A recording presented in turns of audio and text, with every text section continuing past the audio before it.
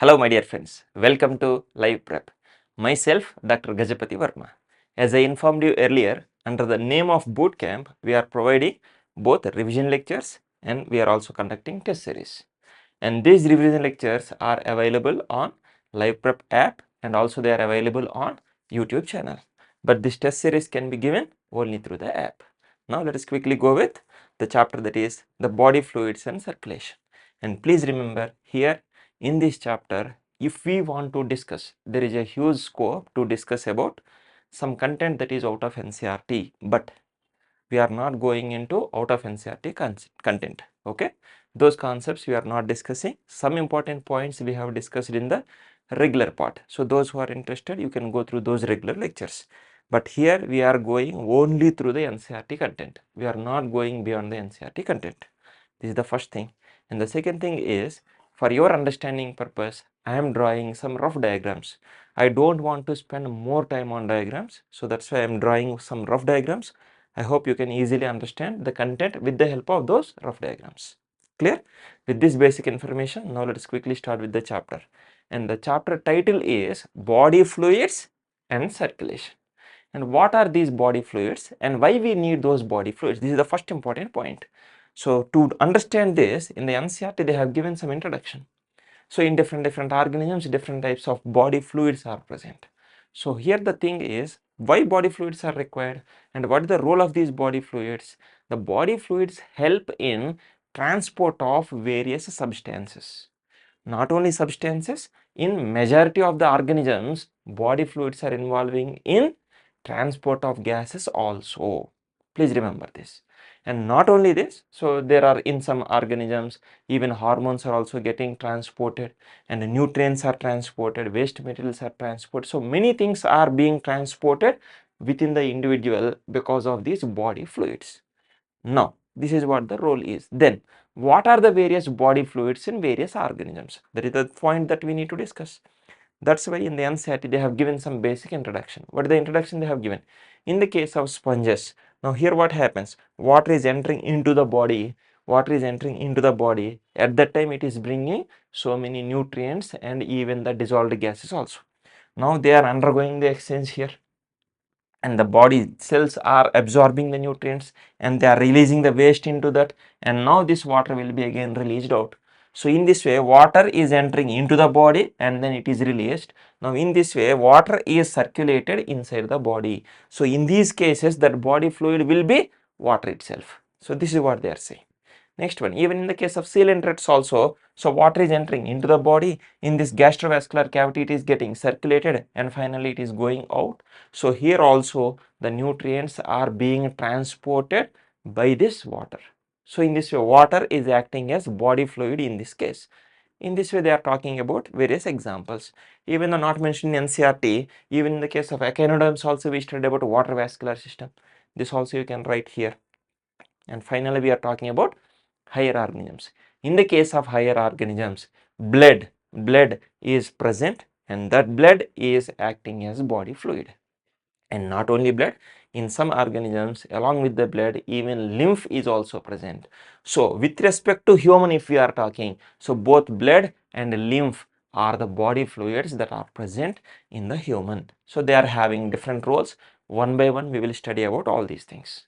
Clear? With this some basic introduction is completed. Now we are talking about the blood. So blood is the fluid connective tissue. So different types of connective tissues are there. In those connective tissues, majority of them are solid in nature, but here it is fluid connective tissue. It is a liquid. It is a fluid that is acting as a connective tissue. It is connecting various tissues. That's why it is called a connective tissue. Okay, it itself is a tissue and it is connecting various organs and various tissues. That's why it is called a connective tissue. And what is the nature of this? It is a fluid in nature. So that's why blood is a fluid connective tissue. In the same way, lymph is also fluid connective tissue. So that's why blood and lymph are considered as fluid connective tissues. And here we are studying information with respect to human only. Wherever we are studying about other organisms, there we will talk separately. Okay, so here in this blood what we are talking, so this blood is having plasma. That fluid part is called as plasma, and it is also having some formed elements. Formed elements are called as cells. What are the various cells that we are observing in human? So in the human we are observing. So what type of cells we are observing in the human? Blood, specifically for blood we are talking. So red blood cells, they are also called as erythrocytes. Simply they are called as RBC. White blood cells, they are also called as leucocytes. They are indicated as WBC, and platelets. So in this way, blood is having fluid part called plasma and the cells called as RBC, WBC and platelets. Next one, and it is the main circulating fluid that helps in the transport of various substances. So it is having various substances, so now they are getting transported inside the body. So this is what they are saying. And now let us go through this particular one, and here many students are making mistake. I will tell you what is the mistake, I will tell you what is the correct one. Observe carefully. Blood is a special connective tissue. Just now we have discussed about this, consisting of fluid matrix, comma, plasma, comma, and formed elements. This is what the NCERT sentence. Now, what many students are thinking is, they are thinking that blood is having three components. What are the three components? Fluid matrix, plasma, and then formed elements. In this way, they are talking about three. It is wrong. It is wrong. Please understand this. This is wrong. Then what is correct one? You need to observe that blood is having, what it is having? Fluid matrix and formed elements. This is the original sentence. What is the name of this fluid matrix? It is the plasma. This is what the meaning of this particular sentence. You should not consider this as three components. It is only two components. Fluid matrix is called as a plasma, and the next one is the formed elements. They are called as the cells. So in this way, blood is having two components, plasma and the cells. Clear? This is what the information is. Next one, what is this plasma? Suppose you are collecting the blood and you are doing the centrifugation, you will get two fractions, and here this fluid that is floating above is called as plasma, and the cells are present below. And even in the cells also, RBCs are present at the bottom. Just above the RBCs you can find white buffy coat, and in this you can find both leukocytes and platelets. And this is what, okay. So in this way, plasma is present and cells are present. In the cells again, RBC, WBC and platelets are present. This is what the information is. And if you are talking about the percentage, so plasma is accounting for approximately 45% of the blood. That means all these cells combinedly they are accounting for 45%. So plasma is for 55%. So blood cells are for 45%. Clear? This is direct information of NCERT. So please remember this. And it is having straw color, pale yellow color, anything they can give, okay. And it is a viscous fluid because it is having various components inside this. It is having some viscous nature. That's what they are talking. And what are the major components of this plasma? Around 90 to 92% of the plasma is having water. So major component of the blood is water itself. Next one, 6 to 8% of the plasma is having the proteins. In these proteins also different types of proteins are there. So in the NCERT they have given three types of proteins: fibrinogens, globulins and albumins. Now let us go through this. Fibrinogens, so generally in the blood they are present as inactive form. And what is the role of these fibrinogens? These fibrinogens, upon activation they can be converted into fibrins, and now ultimately they are involving in clotting or coagulation of the blood. So these are the proteins that are required for blood clotting, but generally they are present as inactive forms, and now they are called as fibrinogens. Clear? Other type of proteins are globulins. In this also different types of globulins are there. These details were not given in NCERT, so I am not going into those details. Simply they have given that these globulins are helping in defense mechanism. So globulins helping in defense mechanism means, what are these globulins? Immunoglobulins. In human health and diseases of class 12th we have studied this. Immunoglobulins. So these are the globulins that are involving in immune system function. Yes or no? So that's why they are called immunoglobulins. These immunoglobulins are also called as antibodies. This is what the globulins involving in defense mechanism are nothing but antibodies. Please remember this. Already we studied that antibody structure also. Heavy chains, light chains, all these things. What are these chains? They are protein chains. They are amino acids. Yes or no? So that's why we are studying under proteins. Interlink the concept. Okay. Next one, albumins. Albumins are helping in osmotic balance. This point once again we have studied under excretory products and elimination. Yes or no? There also we have studied about this, how these proteins present in the blood, they are helping in osmotic balance, how they are able to retain some water along with it. This information actually we have discussed in excretory products and their elimination. Okay, this is interconnecting point, so link it. Next one, not only water and proteins, so in small quantities even minerals are also present, so different types of ions are present in this blood. Next one, blood means plasma. Next one, glucose, amino acids, lipids, that means these are some simple nutrients, you can say. These are the nutrients that are present in the blood. Now they are getting transported. Now this nutrients, they are getting transported, so that cells will take these nutrients and then they will utilize these nutrients and then they will release some waste materials. What type of waste materials? Nitrogenous waste materials. These are called as excretory materials. And regarding this, more details we will study in the other chapter, that is called excretory products and their elimination. Yes or no? So in this way, even waste materials are also getting transported through the blood, in the blood again through the plasma. Next one, even the hormones. So these are called as endocrine glands. Endocrine glands do not have ducts. When they are not having the ducts, how they are releasing these substances? They are simply releasing these substance into the surrounding tissue fluid, interstitial fluid. From that interstitial fluid, these hormones are entering into the blood, and from this, through this blood, now they are getting transported to the targeted organs. Yes or no? And that information also you can interlink. So in this way, this blood plasma is having various components. Clear? Next one. Next one, within the plasma, again we are talking about another word that is called as a serum. Then what is the difference between plasma and serum? So serum is nothing but plasma without clotting factors. That means, so when you are collecting this plasma, and from this plasma if you are separating this clotting factors, that means after blood clotting, whatever the fluid that is remaining, that is called as serum. So that is the reason why, suppose if you are having some injury here, so you can see that there is some fluid that is coming out of the blood clot. After the blood clot, whatever the fluid that is coming out, that is called as a serum. So in this way, while we are defining, what we say, it is the plasma without clotting factors. So you need to remove the clotting factors. So then whatever is remaining, that part is called as serum. This is what the NCERT content is, that much is enough. Now let us go with some other details. This much of information was not given, but better to remember. Blood is a fluid connective tissue. Already I gave the explanation. It is a specialized connective tissue. I gave explanation. Generally, in the connective tissues, what happens is, tissue means definitely cells are present. Along with the cells, now there is some intercellular substance. Between the cells, some substance are present. Now, who will secrete these substances? The cells itself, the cells themselves, they will produce these intracellular substances generally in the connective tissues. But here is the exception.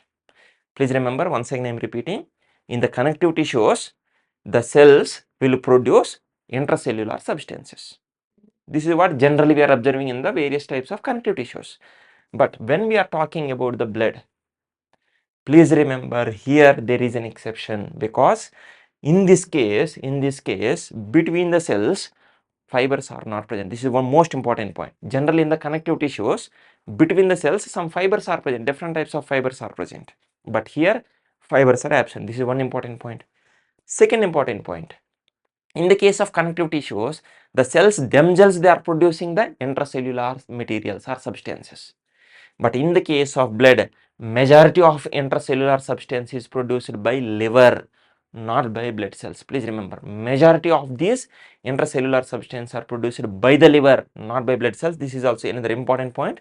Better try to remember this. Even though not mentioned in this chapter, better try to remember this. Clear? Next one. And here fibers are absent. This is another very important point that you need to remember. Clear? So with this, that information regarding the plasma is completed. Now we are talking about the formed elements. Formed elements are also called as cells. Plasma is accounting for 55% of the blood. So formed elements are accounting for 45% of the blood. Clear? Next one. So within these formed elements, what are the three types of cells that are present? Erythrocytes, also called as red blood cells. In short, they are called as RBC. Next one, leucocytes, also called as white blood cells. And in short, they are called WBC. Yes or no? And thrombocytes, they are also called as platelets. These are the three types of cells that we are observing in the human blood. Next one, and the general term is called, the production of this blood is called as hematopoiesis. But specifically, if you are talking for each and every type of cells, then we are slightly changing this word. Okay, so poiesis is the production. Hemo means what? Blood. So blood production is simply called as hematopoiesis. But suppose you are specifically talking about RBC production, erythrocytes production, it is called as erythropoiesis. If you are talking about leukocyte production, it is called as leucopoiesis. If you are talking about the thrombocytes production, it is called as a thrombopoiesis. In this way, specifically for each type of cell, you can add a specific name, but these names were not clearly given in NCERT, but you can easily link up these particular names. Now, out of these three, first we are talking about the RBCs, red blood cells. They are also called as erythrocytes. Now, regarding this, there is some general information. What is the normal count? For the healthy individual, what is the normal count for the RBCs? It is in the range of 5 million to 5.5 million per cubic millimeter of blood. In cubic millimeter of blood, 5 million to 5.5 million cells are present. This is the normal range. Next one, production. The production of this RBCs is called as erythropoiesis. But what are the various locations at which it is occurring? Please observe here, if we are talking with embryonic stages, in the early embryonic stages, now the RBC production occurs from yolk sac. Then it is occurring from spleen. Later on it is occurring from liver, and finally it is occurring from bone marrow. So when the fetus is having the age of 7 months approximately, then blood production is starting from RBC production is starting from bone marrow. From then onwards, it is always happening from bone marrow only. So even after the birth also it is happening from bone marrow itself. So that's why generally when they are asking, we say that so RBCs are produced from the bone marrow. This is what we are saying. So in the child, generally majority of the bones are involving in this blood production.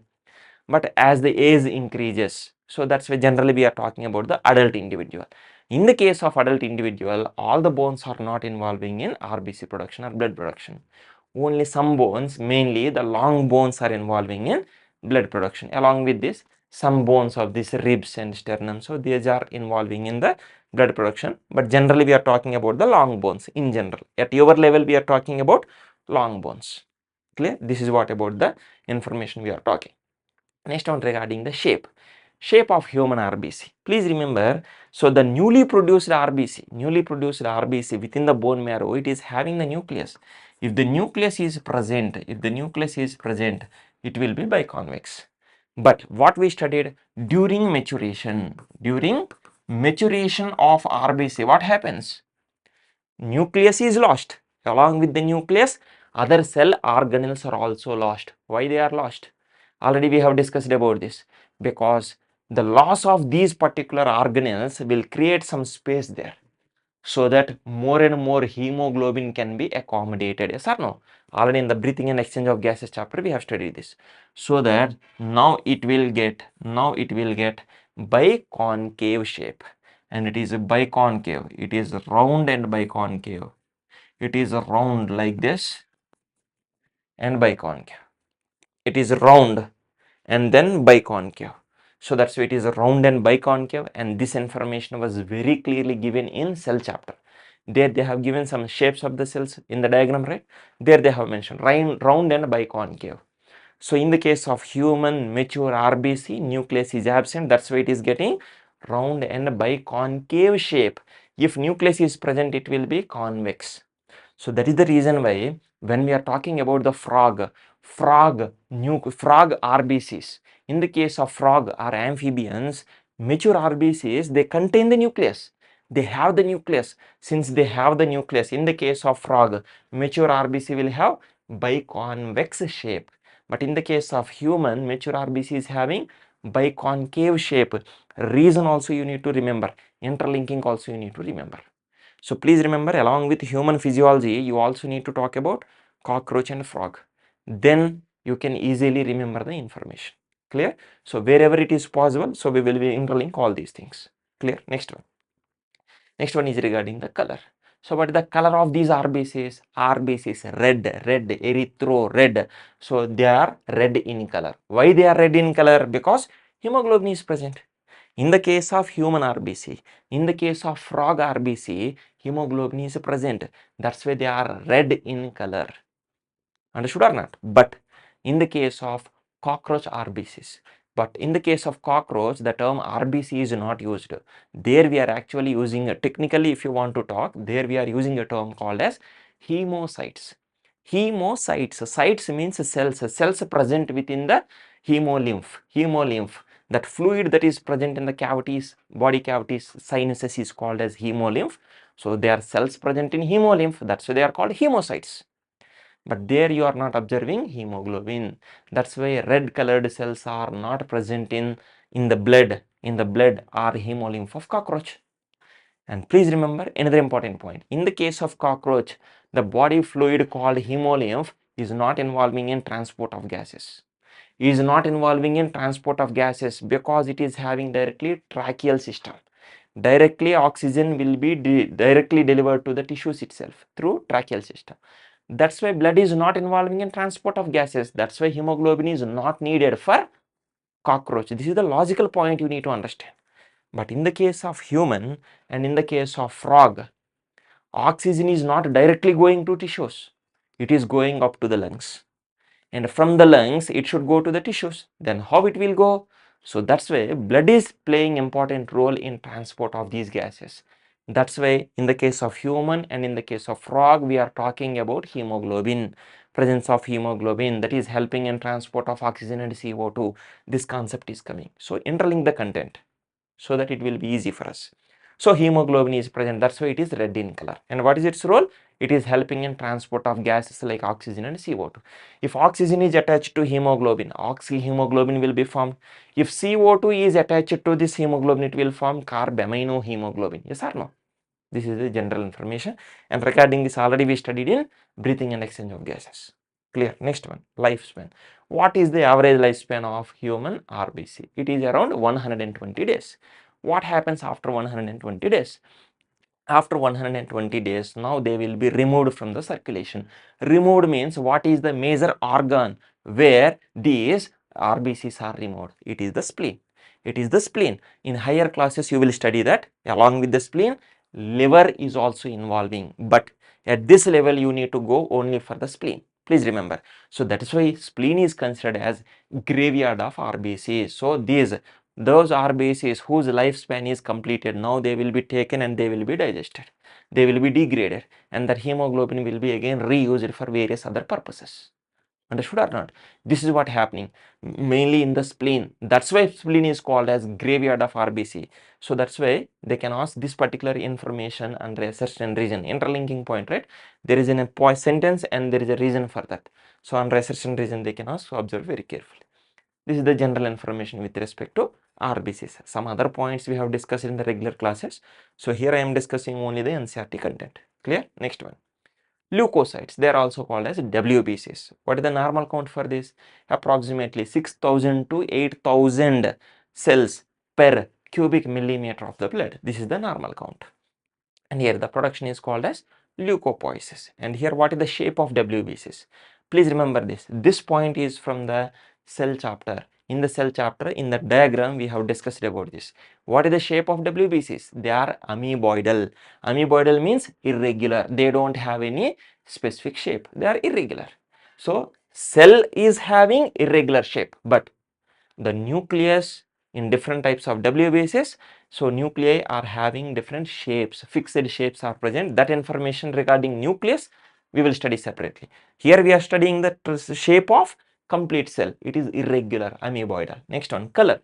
It is not having hemoglobin, that's why it is colorless, or you can say white. That's why white blood cells. Clear? Next one, hemoglobin is not present, that's why it is not red, it is white or colorless. Next one, lifespan. So in the case of WBCs, different types of WBCs are present, granulocytes, agranulocytes, and different cells are having different lifespans. Generally, majority of the WBCs, they can survive for only few days or up to few months, that's it. But if you are talking about specifically lymphocytes, they are type of WBCs, right?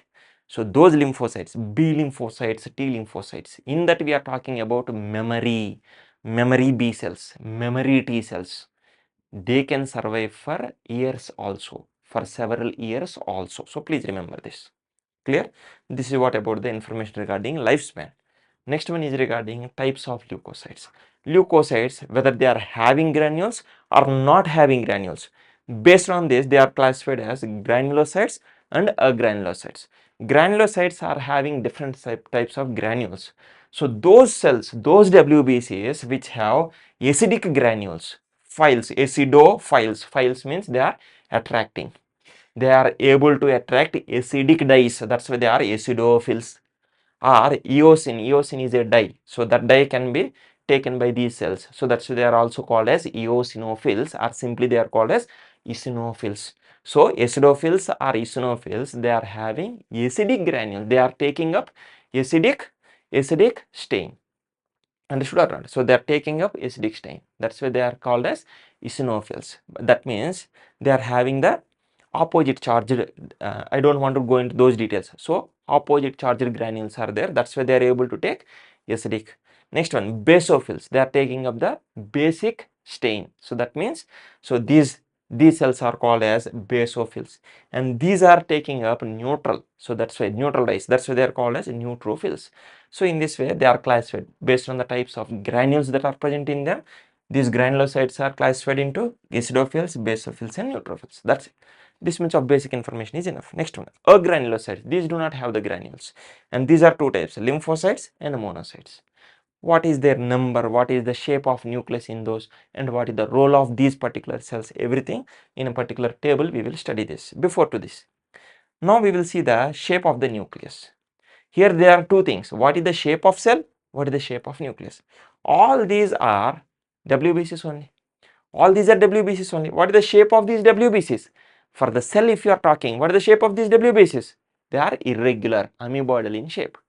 But if you are talking about the shape of the nucleus, they are having specific shape. Neutrophils are multi-lobed. Means neutrophil cells, they have multi-lobed nucleus, but the cell is amoeboidal. Next one, basophils. Cell is amoeboidal, but nucleus is having bilobed or trilobed, but generally we write it as trilobed. Next one, eosinophils. Cell is amoeboidal, but the nucleus is bilobed, it has two lobes. Next one, lymphocytes, maybe B lymphocytes or T lymphocytes, whatever it is. Cell is amoeboidal, but the nucleus is spherical shaped. Next one, monocytes. Cell is amoeboidal, but the nucleus is kidney or bean shaped nucleus is present.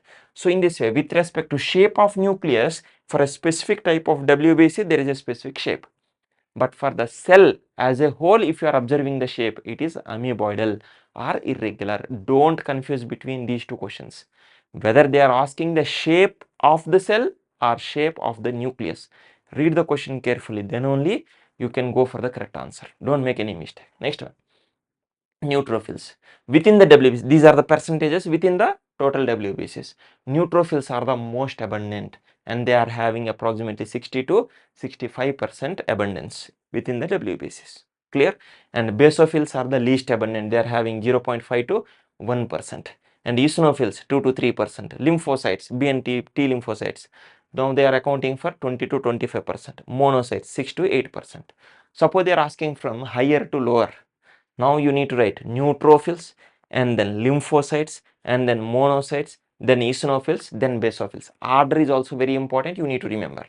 Whether they are asking from higher to lower or lower to higher, that also you need to observe very carefully. Next one, we are talking about the function of these things. Just NCERT information we are going here. Neutrophils, these are the most abundant cells, and these are the phagocytic cells. They will engulf the pathogenic cells, they will engulf the damaged cells. In this way, they are phagocytic cells which destroy the foreign organisms. If some pathogenic organisms are entering into our cell, our bodies, now these cells, they will engulf them. That is the phagocytosis process, and then they will digest them. This is how they are protecting the body. Next one is regarding basophils. These are the least abundant, number wise they are very less, and they secrete various chemicals like histamines, serotonin, heparin, etc., so that they are involving in inflammatory reactions. This is what the information they have given in NCERT. But here you need to focus specifically on heparin. Heparin is anticoagulant, it is present within the blood, and so that it will help in prevention of blood clotting. The whatever the blood that is flowing in the blood vessel, it should not clot. If it is getting clotted, how the blood will flow? So that's why for the normal flow of the blood, it should not clot. So someone should prevent blood clotting, and it is the heparin. And please remember where exactly this heparin will block the blood clotting, that I will tell you when we study about the blood clotting. So this point also you need to interlink, since it was mentioned in NCERT, not clearly mentioned, but you need to understand the relation at least. Clear? So that I will tell you when we study about the blood clotting. Next one is regarding eosinophils. So generally these are involving in controlling, resisting means controlling the infections, and these are associated with some allergic reactions. In some allergic reactions, this eosinophils number will increase, and they are also involving in parasitic infections. That means in some parasitic infections, these eosinophils number will increase.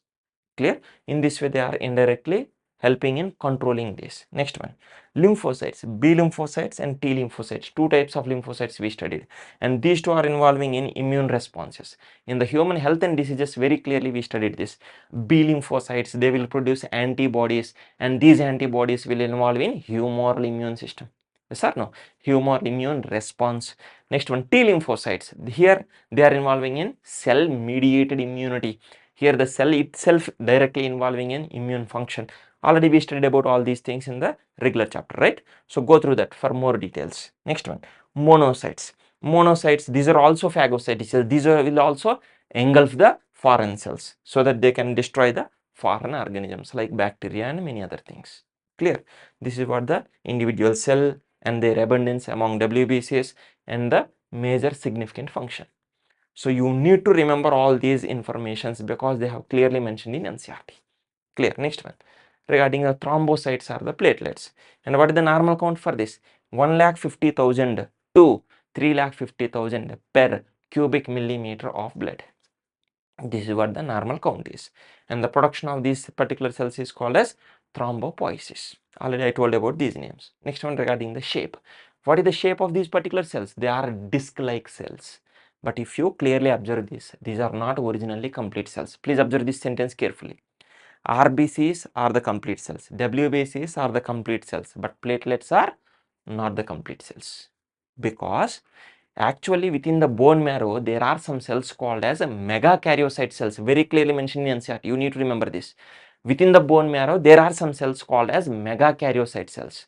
Those megakaryocyte cells, they will break into small fragments, and these fragments are called as platelets. That's why technically if you are observing, platelets are not the complete cells, they are the fragments of the cells. Clear? This is what the point. And what is the interconnecting point now? Now let us observe carefully. RBC, WBC, platelet, these are the three cells we are studying. RBCs means mature RBCs we are talking, they don't have the nucleus. WBC, 5 types we studied: eosinophils, basophils, neutrophils, lymphocytes, monocytes. All these are having nucleus. And finally we are talking about the platelets. These don't have the nucleus because they are not the cells, they are the fragments, so they don't get the nucleus. So within the blood, RBC do not have nucleus, platelets do not have the nucleus. That means which cells are having the nucleus? It is the WBCs. It is the WBCs. Now I will link up this information with molecular base of inheritance. In the molecular base of inheritance, at the end of the chapter we studied about DNA fingerprinting. Yes or no? For the DNA fingerprinting, we need to collect the DNA. From where we are getting the DNA? You can get DNA from any cells of the body. Any cell of the body you can get it. In that case, you can get DNA from blood also. You are obtaining DNA from the blood, means from which cell actually you are getting the DNA? Is it WBC, RBC or platelet? It is the WBC. In this way also question can be interlinked. Observe carefully. Once again I am giving the conclusion. Listen carefully. RBC and platelets, they do not have the nucleus. Only WBCs have the nucleus. That means if we are collecting DNA from the blood, means we are collecting DNA from WBCs. This is the interlinking point that you need to understand. Clear? Oh, next one, color. Here also hemoglobin is not present, so these are also colorless. Next one, hemoglobin is absent. Lifespan is approximately 7 to 12 days, within days itself. That's it. Next one, function. So what is the function of this? So these platelets, actually they will release some chemicals which are involving in blood clotting. Please understand the relation. So these platelets will release some chemicals which involve in blood clotting. That means platelets are involving in blood clotting function. So that's why if platelet count is decreasing, blood clotting mechanism will be disturbed. So in some cases blood clotting may not occur. So these are the problems that are associated with decreased count of these platelets. Very clearly mentioned in NCERT, so please remember this. And with this basic information, we have studied about the components of the blood. They are the plasma and the formed elements. This information is completed. Now we are talking about human ABO blood grouping system. After completion of this, we will talk about RH grouping system. Under the RH grouping system, we will discuss about Erythroblastosis fetalis. But under this ABO grouping system, we will talk about what are these A and B antigens, what are the anti-A and anti-B antibodies, and where they are present, location, and during the blood transfusion. So what are the points that we need to focus? So these are some simple things they have mentioned in NCERT. Quickly we will go through this. So there are some antigens and there are some antibodies in our body. So here we are specifically talking about antigens and antibodies with respect to ABO blood grouping system. So what are actually these things? Now first let me tell you about these antigen actually. So where actually these antigens are present? In the regular class, I have explained you very clearly. I took little bit more time in the regular class because this information can be once again linked with principles of inheritance and variation. There they have given ABO blood grouping system. So all these things with respect to NEET examination very clearly I have explained in the regular lecture. So those who are still having any doubt, so please go through those regular lectures. But now we are going with the summary. So now let us quickly go through this. So now we are talking about the RBC, human RBC. So in the case of human RBC, what we are saying? So here these are the RBC from 4 different individuals. Let us consider. Suppose one individual has an antigen that is called as antigen A. Another individual has another antigen. This is called antigen B. Whereas another individual has both antigen A and antigen B. This is A antigen and this is B antigen. Okay. Whereas the fourth one is not having any of this. Okay. So in this way, ultimately you are talking about only 2 antigens, antigen A, antigen B. That's it. But some students by mistake what they are doing? Antigen A, antigen B, antigen AB they are writing. That is wrong. There is no antigen AB. This is antigen A and antigen B. That means overall how many antigens? Only 2 antigens we are talking. If antigen A only present, that means antigen B is not present. Now what is the blood group of this individual? The blood group will be A group, blood group A. If the individual has the RBCs, on these RBCs only antigen B is there, antigen A is not there, then what is the blood group of this individual? B blood group. If an individual has both A and B antigens, both the antigens are present, then the blood group is called as AB blood group. And if the individual does not contain antigen A and antigen B, both of them are not present, then this blood group is called as O blood group. In this way, based on presence or absence of antigen A and antigen B, overall we are talking 4 phenotypes, 4 blood groups, 4 types: A blood group, B blood group, AB blood group and O blood group. A blood group individual will have antigen A on RBC, B blood group individual will have antigen B on RBC, AB blood group individual will have both A and B antigens on RBC, and O blood group individual does not contain antigen A and antigen B. This is what the basic information is. Clear? In this way, we are talking about these things. And the next important point we need to interlink. We need to interlink with principles of inheritance and variation. What is that point? What is the biochemical nature of these antigens? What is the biochemical nature of these antigens, A and B? Are they proteins? Are they lipids? Are they carbohydrates? Are they nucleic acid? Very important point for examination. And now you need to give me the answer. What was the sentence given in principles of inheritance and variation? What the information they said? These blood group antigens are sugar polymers. This is the sentence given in principles of inheritance and variation. Blood group antigens A and B are Sugar polymers. Sugar polymers means what is the nature of these? Carbohydrates. They are carbohydrates. Yes or no? So what is the internal structure? That much is not needed at NEET level. So we are not going, but this sentence was given. So blood group antigens A and B are sugar polymers. Please remember this. This is the first important point you need to remember. Second point, what is the location? Where they are present? What is this white line indicates? This white line is nothing but plasma membrane. Plasma membrane. Where these antigens A and B are present? They are present on plasma membrane. Since they are present on plasma membrane, now already I have informed you regarding this in the cell chapter. So plasma membrane is a phospholipid bilayer. Yes or no? Phospholipid bilayer. Suppose this is inner layer, this is outer layer. Yes or no? We are saying that this is the plasma membrane.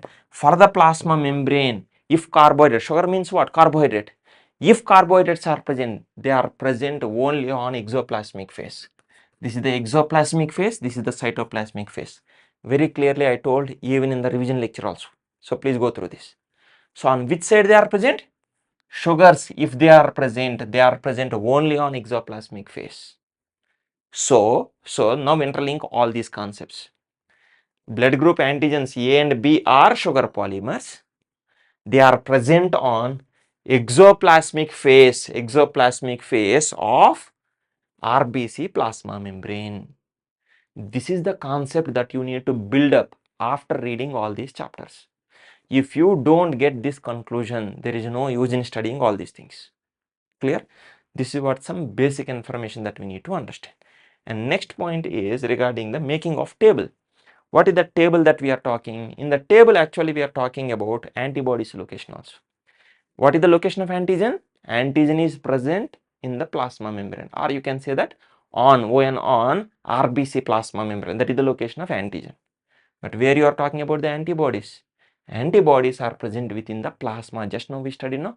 Antibodies are nothing but immunoglobulins. Immunoglobulins are present in the blood plasma. Yes or no? Blood plasma, lymph plasma. They are also anywhere in the plasma they are present.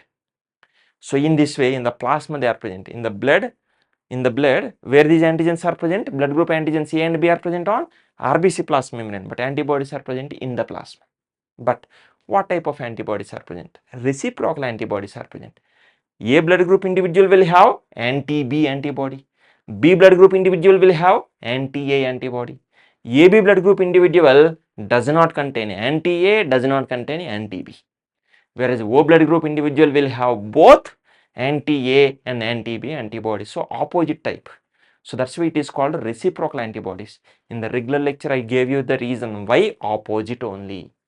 Why not the same type of antibody? Very clearly I gave the explanation. I hope you still remember that answer. If you forgot that, so please refer that particular explanation. This is about antibody. Locations we have completed. Clear. Next one. So who first given this particular human ABO blood grouping system? ABO blood grouping system was first given by Carl Landsteiner.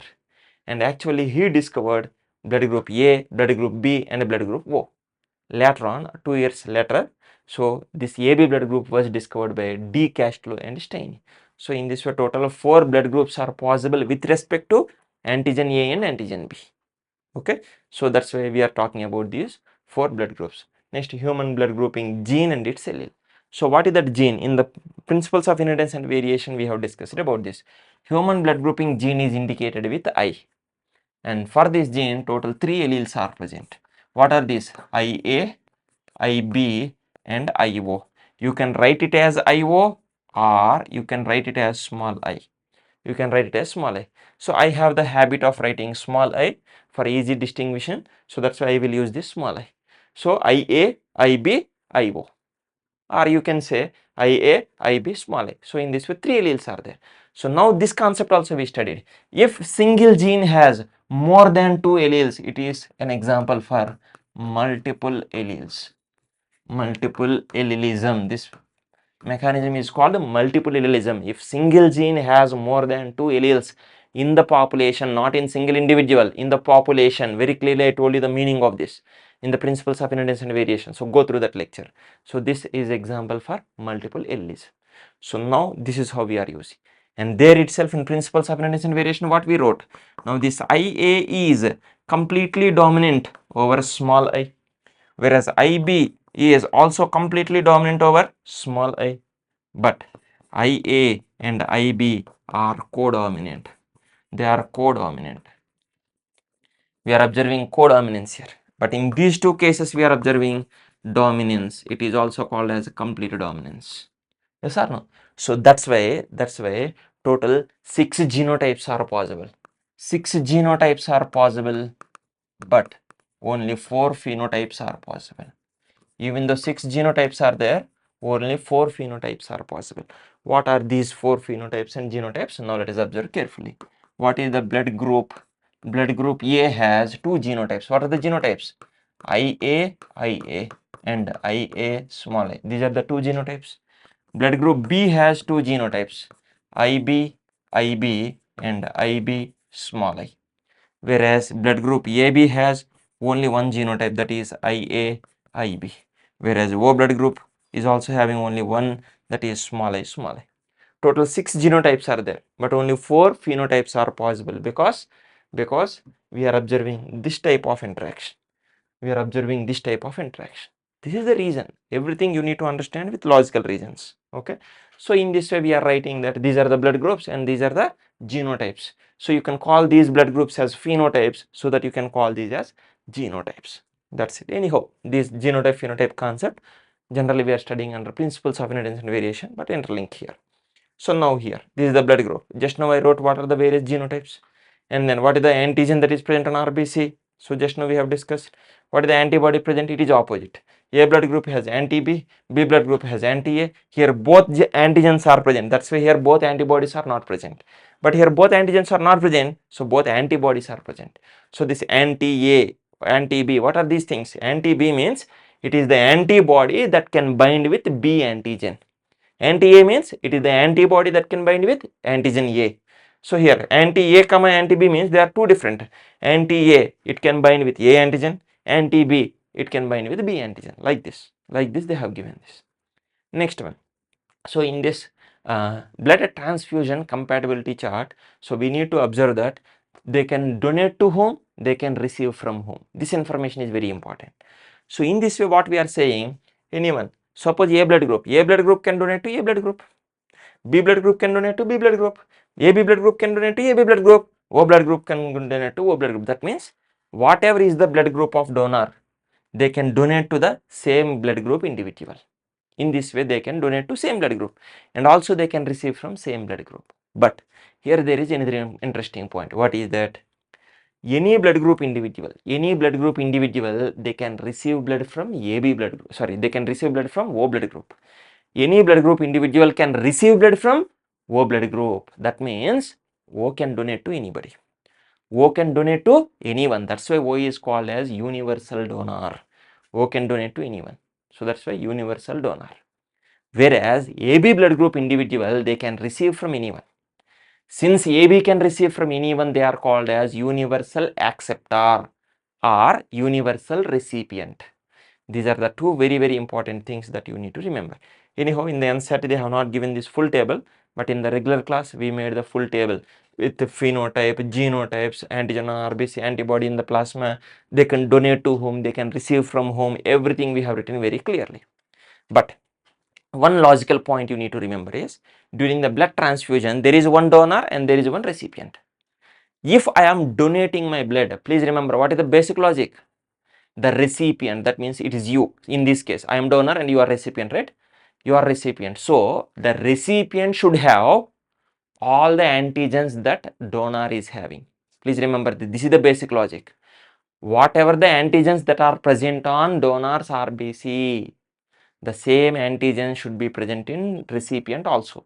Recipient can have extra, no problem, but all the antigens present in the donor should be present. Suppose donor is not having antigens, that is much better. That is why O is the universal donor. If recipient is having all the types of antigens, then they can receive from anybody. That's why AB is universal acceptor. So assertion reason, you need to understand this. So in this way also they can ask these particular questions. So observe very carefully. And this is a very huge content, but very important and interesting content. So since it is a revision, I don't want to spend more time. Still, if you are having any doubt, go through the regular lecture. Okay. Now we are going with the RH grouping. Till now we studied the grouping based on antigen A and antigen B. But now we need to talk about the grouping based on RH antigen. This is a different antigen. So now this is also present on RBC. This is also present on RBC. So for some people there is an antigen here. Okay, around 80% of the individuals they are having this. So in this way, but remaining are not having this. Remaining are not having this. So here, those individuals who have RH antigen, it is the RH antigen, it is also called as capital D antigen. Antigen D, anything you can use, no problem. So those individuals who have RH antigen, RH means it is the rhesus monkey. So actually initially when they have observed this particular antigen, they observed that there is some similarity, structural similarity with antigen that is present on the RBC of rhesus monkey. That's why they have given this RH indicating a rhesus. Okay. In this way there is a structural similarity they have noticed. Based on that they have given the name, but later on they observed that the antigens are completely different, and that's why they have given the name D. But by that time this RH name got popularized, so still we are using the same name, but technically sometimes they may give this name D antigen. So please remember this. So those who are having RH antigen, they are considered as RH positive. Those who are not having RH are called as RH negative. In this way we are classifying this. Around 80% of the individuals are RH positive and remaining 20% are RH negative individuals. This is the general information that we need to remember. So this is one type of classification. But the important point is, in the case of ABO grouping, we studied antigen A and antigen B. And those two antigens are sugar polymers, means carbohydrates. But in the case of RH antigen, this is not sugar polymer, it is a protein. It is a protein. Please remember this. Some students are still making some mistakes. Don't do wrong interpretations. Okay. So do this. So here RH antigen is a protein. This is also present on RBC plasma membrane. But antigen A and antigen B are sugar polymers, carbohydrate in nature. So make the note of these differences. Don't think that all of them are of same type. Clear? So in this RH positive, RH negative. Here also, when we are donating the blood, here also we need to focus on these things. Suppose donor is having RH positive. Compulsorily recipient also should have RH antigen. Recipient also should be RH positive. So matching should be done here. Understood or not? So in this way, more details I have mentioned in the regular classes. So you can go through that. And now here, with respect to this incompatibility, we are studying about a condition. What is that condition? That condition is called as Erythroblastosis fetalis, and it is also called as hemolytic disorder of newborn. It is also called HDN. Clear? What is this? Erythroblastosis fetalis. Within the fetus, erythrocytes will undergo damage. Or hemolytic blood lysis means RBC lysis disorder of the newborn. So newborn individual is suffering from lysis of RBC. So what is this condition is called as, and why it is happening like this? So this is due to incompatibility of RH antigen. So from where to where? Now let us observe carefully here. Mother is RH negative. When we are observing this, when mother is RH negative and the fetus is RH positive, only in this condition you are observing this. In remaining all other conditions you are not observing. That means both are RH positive, no problem. Both are RH negative, no problem. Mother RH positive, fetus RH negative, then also there is no problem. And when we are observing this problem is seen only when fetus is RH positive and the mother is RH negative. Is it clear? So why it is happening like this? So anyhow, even though this is the possibility, even in this possibility also, first pregnancy is never affected. Very, very important. Even though we are saying that HDN is possible when mother is negative, RH negative and fetus is RH positive. Even though we are saying like this, in the first pregnancy, the first positive child is never affected. Please observe this very carefully. How is it possible? Because, so when this fetus is getting developed here, actually here there is a placenta. There is a placenta that is separating the maternal part and the fetal part. Both of these are separated by the placenta. So that's why mother's blood is not directly entering into fetus and the fetal blood is not directly entering into mother. So that's why, so this first fetus is always safe. The first Rh positive, technically if you are talking, if this fetus is Rh negative, once again there is no problem. But if this fetus is Rh positive, first Rh positive fetus is never affected. Clear? And why others are affected, that also we will see. So now this fetus is growing, it's okay, and when it is about to parturition, parturition means delivery of the baby. So at that time what happens, now this placenta will rupture. When this placenta ruptures, what happens? Now some small amount of fetal blood will enter into the mother's bloodstream. Due to rupture of the placenta, small amount of fetal blood will enter into the mother, and now this will create a problem. What is that problem? Fetal blood is having Rh antigen, but till now mother's blood is not having any Rh antigen. Yes or no? So now what happens? For the first time, Rh antigen containing RBC is entering into mother's bloodstream. Now what happens? Mother's immune system will recognize that Rh antigen and immediately it will start producing anti-Rh antibodies, also called as anti-D antibodies. They will be produced by the mother and then they will try to come back. But by the time mother's immune system recognizes and produces antibody, this baby will be delivered. So that's the reason why first Rh positive child is never affected. This is what the important point you need to remember. Clear? Then what is the problem? Now here mother has produced those anti-Rh antibodies and now they are always present within the mother's bloodstream. Then what happens? In the second pregnancy, suppose the child is again the fetus is Rh positive, then there is a problem, because in this particular case the type of antibodies produced by the mother are IgG type. They are IgG type, immunoglobulin G type. IgG, immunoglobulin G type. Total 5 types are present now. G, M, A, D, E. Total 5 types. IgG, IgM, IgA, IgD, IgE. 5 types of antibodies are there. Out of these, IgG is the only type of antibody that can cross the placenta, whereas these 4 they cannot cross placenta. The problem here is sorry, the problem here is in the case of Rh antigen, the type of antibodies produced by the mother are IgG. That's why in the second pregnancy, so now they can easily pass through this placenta. Mother blood is not coming entirely, but only these antibodies can cross the placenta. Now they can enter into the fetus and now they can start destroying the fetal RBCs. So since fetal RBCs are damaged, it is called as Erythroblastosis fetalis. So in majority of the cases, it will cause the death of this particular fetus. But in some cases, fetus may survive.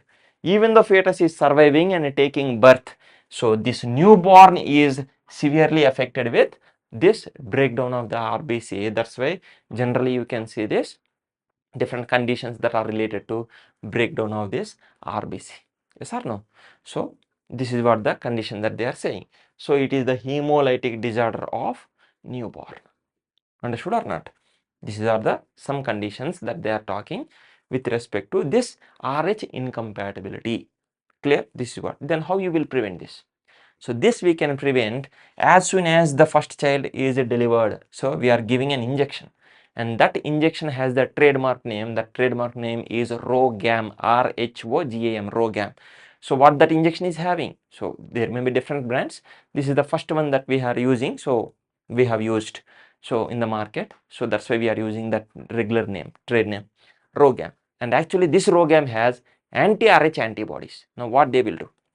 So during the parturition, what is happening? Fetal RBCs with Rh antigen, they are entering into mother and we are injecting anti-Rh antibodies. Now the injected anti-Rh antibodies, they will go and block this particular Rh antigen. So when the injected antibodies are blocking that particular Rh antigen of fetus, now what happens? Mother's immune system cannot recognize this. So mother's immune system is not producing antibodies. Anyhow, the injected antibodies along with this RBCs, slowly they will be removed from the system. So that's why there is no problem of synthesis of antibodies by the mother. So that's why it is safe. So next in the next pregnancy, even the fetus is Rh positive, there is no problem. So in this way, it can be saved. So this is what the concept of this particular erythroblastosis fetalis, and this information was very clearly explained in the regular lectures. So those who are still having any doubt on this, so you can go through that particular regular lecture. Clear? This is what ROGAM we are injecting. So the injected ROGAM antibodies, anti-D antibodies, they will go and bind with fetal RBC having Rh antigen, so that mother's immune system will not recognize Rh antigens. So it is safe for the next time. This is what they are saying here. Next one, coagulation of the blood. It is also called as clotting of the blood. So here there are so many factors that are required for the clotting of the blood. So on an average, approximately takes 8 minutes for the clotting of the blood. So even if the blood is not clotting after 8 minutes, that means there may be some issue with these clotting factors and the blood clotting mechanism. So for the small cuts, it should clot before 8 minutes. So this is what the average time that we are considering. So now there are various clotting factors that are required, and these are called as clotting factors. We have given the numbers with the Roman numbers. So here 1 to 13 are present, but technically factor 6 is not present at all. Factor 6 is not present at all. So that's why overall number will be 12 only. Overall number will be 12 only. And these numbers and names were not given in NCERT, but my personal suggestion is those which were labeled in the yellow color, at least remember those, because fibrinogen name was mentioned in NCERT, prothrombin name was mentioned in NCERT, and calcium is very important. Without calcium, blood clotting mechanism will not occur. So that's why this is also very important. So better remember this. And these three anti-hemophilic factor, plasma thromboplastin component, that is also called a Christmas factor, and then plasma thromboplastin antecedent. So these names are very important. These three, number 8, 9 and 11, they are very important, because these three are linked with principles of inheritance and variation. There we studied about hemophilia. Hemophilia is due to lack of various blood clotting factors. If clotting factor 8 is not there, hemophilia A. If clotting factor 9 is not there, hemophilia B. If clotting factor 11, not 10, it is the 11. If it is not present, it is the hemophilia C. And this information was given in QR code content, so you should compulsorily remember this. So that's why these three are important, and these names were given in this particular chapter. So at least those which were given in yellow color, so please try to remember this. So factor 1 is fibrinogen, 2 is prothrombin, 4 is calcium ion. At least these names you please remember. Remaining things you can leave it, no problem. And now when this blood clotting mechanism will be initiated, if the blood vessels are getting damaged, if the tissues are damaged, in those cases, now this clotting mechanism will be activated.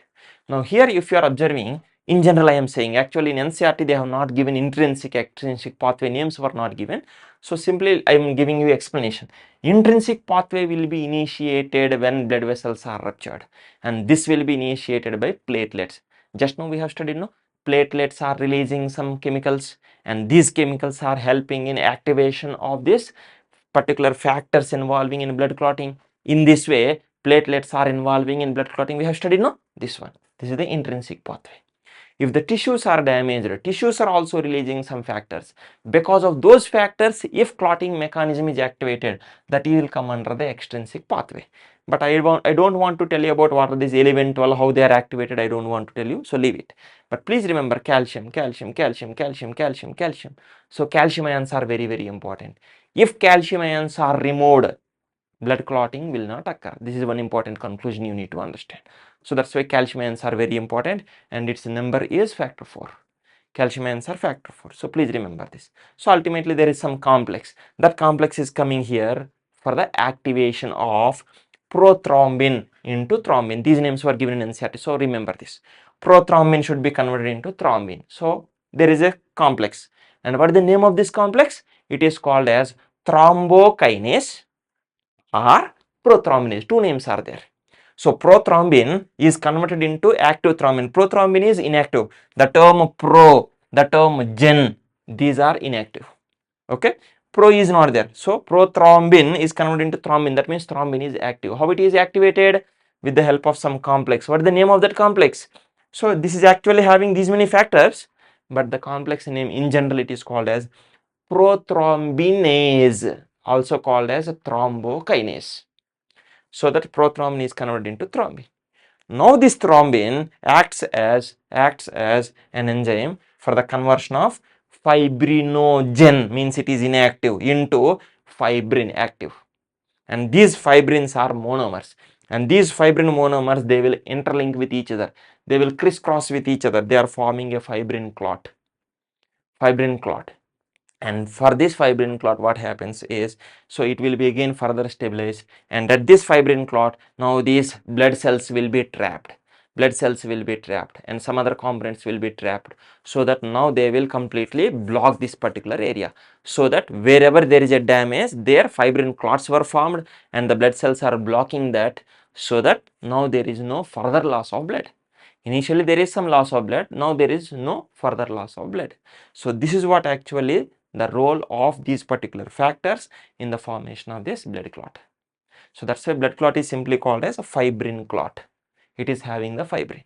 Clear? The same information. Now this is the NCERT content. Very simple they give.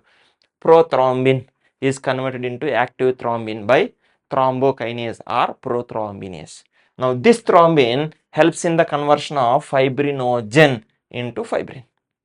Understood or not? Now this fibrin will crisscross and finally it is forming this clot or coagulum. Any word you can use. Clear? This is what. And now we are talking about some application type of questions. Observe carefully. What is the effect of EDTA? Suppose now they may ask the question like this. Suppose they have collected the blood in a tube. You are simply leaving it like this. After some time what happens? That blood will clot. Yes or no? Suppose I am taking the blood for some clinical analysis. So when I am taking the blood for clinical analysis, I don't want blood to be clotted. Then how I will prevent the clotting of the blood? Simple. So I can use some chemicals like heparin coated vessels, tubes if I am using, and I am mixing. What happens? Heparin will act as anticoagulant, and what heparin will do? Heparin will inhibit the thrombin action. Heparin will inhibit thrombin action. By inhibiting thrombin action, what happens? Fibrinogen cannot be converted into fibrin, so clotting will be prevented. So in this way, heparin is acting as anticoagulant. So better try to remember this. So heparin will inhibit thrombin. This point was not given in NCERT, but better try to remember this. Clear? And now how EDTA will do? EDTA will chelate. It will chelate with calcium ions. So whatever the calcium ions that are present in the blood, now all the calcium will bind to EDTA. That means free calcium ions are not present in the blood. So to the blood, if you are adding EDTA, what happens? All the calcium will be trapped. So calcium is not available. If calcium is not available, blood clotting will not occur. So in this way, addition of EDTA will prevent blood clotting. This assertion reason points are very important. And this EDTA acting as chelating agent. What is chelating agent? What is its role? All the things already you studied in inorganic chemistry. So this information can be interlinked. Don't think that these are individual things. You need to interlink the concepts, whatever you studied. Clear? And other chelating agent. Any chelating agent will work like this only. Clear? This is what. Next one. This is the information from principles of inheritance and variation. So hemophilia, it is also called as a royal disease. It is also called as a bleeder's disease. What is happening here? Due to lack of some blood clotting factors, even a minor cut also will cause the loss of so much of blood. That's why it is called as a bleeder's disease. And here, lack of factor 8 will cause hemophilia A, lack of factor 9 hemophilia B, lack of factor 11 hemophilia C. Very important. Every student should compulsorily remember this. Clear? Next one, there is another important interlinking point. The chapter name is microbes in human welfare. There they have given a sentence.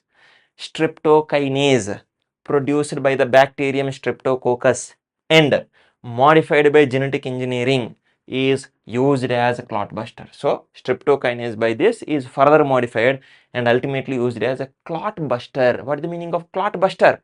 You need to dissolve the blood clot. That means ultimately this enzyme is helping in dissolution of a blood clot. Just now I told you that blood clot. What is blood clot? It is actually fibrin clot. Blood clot is actually what? Fibrin clot. Yes or no? Fibrins, monomeric fibrins, they are cross-linked with each other. They are forming mesh-like structure. So that's why blood clot is a fibrin clot. But here what we are saying? They are saying it is clot buster. It will break the clot. How it will break the clot? Because that particular streptokinase acts as fibrinolysin. That acts as fibrinolysin. Fibrin lysis, breakdown of fibrin. That streptokinase will help in breakdown of fibrin. So once this fibrin is broken down, what happens? That clot will be removed. And where you are actually removing these clots, that is very important. Suppose there is a cut here, there is a clot formed here. You are not removing this clot. Where actually you are removing clots? And this is used for removing clots from the blood vessels of patients who have undergone myocardial infarction leading to heart attack. What is this myocardial infarction and heart attack? All these names we will study at the end of this particular chapter. Please remember, within the blood vessels, blood is keep on flowing. If there is a blood clot that is formed within the blood, within the circulating blood, there is a clot formed, and that clot is keep on moving like this. And at the capillaries, the diameter is very, very less. And suppose that clot is blocking that capillary, and that capillary belong to heart itself. If that blood vessel is blocked and the blood vessel belong to heart itself, heart is also having its own circulation, right? Coronary circulation, I will tell you about that. If one of the blood vessel of the heart itself is blocked, now there is no blood supply, and because of this heart muscle can be damaged. It will lead to heart attack. It is also technically called as myocardial infarction. In those cases, to dissolve those blood clots which are blocking the capillaries, you need to inject this particular clot buster, that is nothing but streptokinase. Understood or not? So these are all interlinked points. So you need to interlink these NCERT contents, or else there is no use in preparation. So please remember this. We are not studying anything out of NCERT. We are studying everything from the NCERT, but simply we are interlinking the concepts of various chapters. Clear? Next one. Heparin. I already just now I have informed you regarding this. This heparin will make the thrombin inactive. In this way, heparin is acting as anticoagulant. Clear? Next one.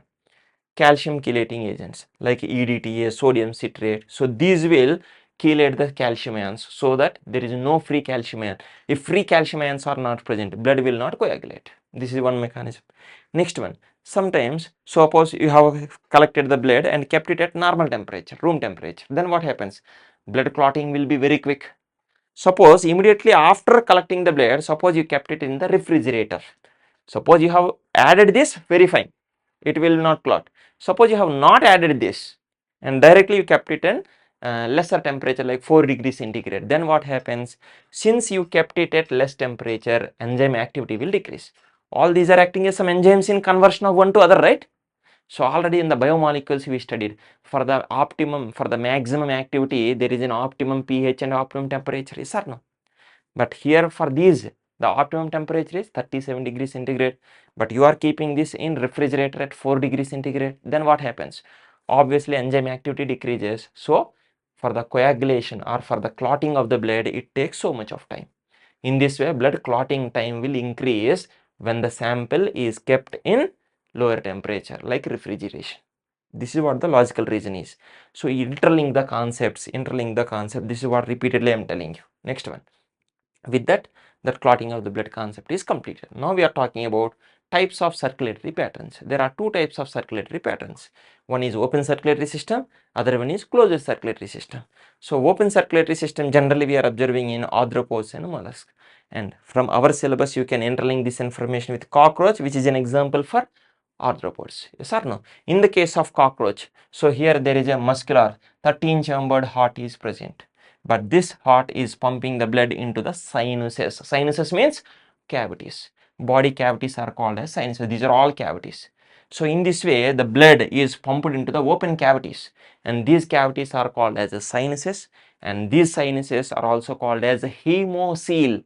Hemocoel.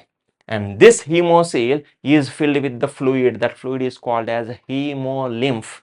You can call it as blood, but more technically you can call it as hemolymph. In this way, it is the open circulatory system. But the problem with open circulatory system is pressure cannot be maintained properly.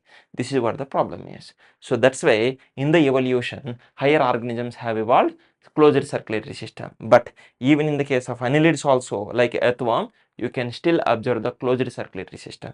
Here the blood is passing in this closed vessels. That's it. Here it is not opening into the cavities. But in the higher organisms like chordates, if you are observing, closed circulatory system is present. In this closed circulatory system, we are talking about two types of fluids. One is regarding the blood and other one is regarding the lymph. Regarding the lymph, at the end of the chapter we will study. First we will talk about the blood. Okay, how blood is getting pumped and all these things. And here in the case of vertebrates, different types of hearts we are observing with respect to number of chambers. So 2-chambered heart, 3-chambered heart, 4-chambered heart we are observing. So 2-chambered heart is seen in the fishes, whereas 3-chambered heart is seen in both amphibians and reptiles. More clearly, if you are talking in the case of reptiles, incomplete. So one ventricle is incompletely divided, but still it is considered a single ventricle only. So that's why both amphibians and reptiles combined we are studying under 3-chambered heart. Please observe the NCERT content carefully. You need to follow the NCERT content. Clear? But in the case of reptiles, there is an exception, that is the crocodiles. Crocodiles, even though they are reptiles, they will come under 4-chambered heart. They have complete 4 chambers. In the case of remaining reptiles, the ventricle is incompletely divided. I will tell you separately, don't worry. But here in the case of crocodiles, ventricles are completely separated. So that's why it will come under 4-chambered heart. So crocodiles, birds and mammals, all these are having 4-chambered heart. Clear? Next one. Quickly let us go through this 2-chambered heart that is present in the case of fishes. So in the case of fishes, 2-chambered heart is present, one atrium is present, one ventricle is present. Now this atrium collects deoxygenated blood from the body parts, and this deoxygenated blood from atrium will go into the ventricle, and ventricle is also sending the same deoxygenated blood to the gills. Please remember, in the case of 2-chambered heart, this deoxygenated blood is pumped. Please observe carefully. Deoxygenated blood is pumped by this 2-chambered heart, and from this ventricle deoxygenated blood is going to the gills, and at the gills oxygenation will occur. So that's why now it is converted into oxygenated blood, and from these gills directly it is going to the body parts. Oxygenated blood is going to the body parts. Red color indicates oxygenated blood, blue color indicates deoxygenated blood. Now this oxygenated blood is supplied to the body tissues, and their oxygen will be utilized and CO2 is released, and once again deoxygenated blood is coming to the heart, and in this way it is circulated. So here in this complete circulation, here what happens? Blood is coming only once through the heart. That's why it is called as single circulation. In the case of fishes, 2-chambered heart is present and single circulation is observed. Clear? Next one is regarding the 3-chambered heart of amphibians. In the case of 3-chambered heart of amphibians, let me draw one rough diagram here. So everywhere I will draw one rough diagram, so observe carefully. Here there is one ventricle here, and here there are 2 auricles. There are 2 auricles, observe carefully, and this is the right and this is the left auricle. Yes or no? Generally what we say here, right auricle will receive the deoxygenated blood and the left auricle will receive the oxygenated blood. And now this deoxygenated blood from this, oxygenated blood from this, they are mixed in this ventricle. And this mixed blood is pumped to the lungs, and this mixed blood is pumped to the body parts. So please observe carefully. In the case of 2-chambered heart, it is the deoxygenated blood that is going to the gills, but here it is the mixed blood that is supplied to the lungs and also supplied to the organs. Is it clear? But in the case of amphibians, in the case of NCERT content, if you are observing, for the frog is an example for the amphibian, right? So there for the frog very clearly they have mentioned here. So even though you are directly, for understanding purpose, you are saying that this right auricle is receiving the deoxygenated blood, you are saying correct, but it is not directly receiving from the body parts. Please observe carefully. If you observe this particular diagram, you will get the more clarity. This is the dorsal view, so observe carefully. Superior vena cava, they are bringing the deoxygenated blood. The inferior vena cava is bringing the deoxygenated blood. All these are forming a triangular shaped sinus venosus. Remember this. This information was very clearly mentioned under the frog. So you need to link up this. Okay. Now it is forming a triangular shaped structure called as sinus venosus. Now this, from this sinus venosus, deoxygenated blood is going into right atrium. It is going into right atrium. In this way it is coming, but ultimately deoxygenated blood is coming into the right atrium. And from the lungs, now this oxygenated blood is coming into the left atrium. And now from both of these, now they are getting mixed in this ventricle. Now this mixed blood is going to the lungs, and then it is also going to the organs directly. Okay, in this way. Now again from the organs, again it is coming like this. From the lungs again coming to this one. In this way it is happening. So that's why it is considered as incomplete double circulation. Please remember here. Here for the heart, what is happening here? In the heart, what exactly happening? It is the mixed blood. Mixed blood is going to the lungs and coming to the heart again. And mixed blood is directly going to the organs and coming directly to the heart itself. So in this way, if you are considering through the lungs, now let us start with the body part. Body part to the heart, from the heart to the lungs, lungs to the heart, and again to the body part. In this way, if you see, it is 2 times it is coming through the heart. Suppose body part to the heart and again to the heart directly to the body part. In this way, if you see, 1 time only. But some blood is going there, some blood is coming here. So that's why it is incomplete double circulation. Please remember, in the case of 3-chambered heart, whether it is amphibian or reptile, whatever it is, in 3-chambered heart we are observing incomplete double circulation. Very, very important point you need to remember.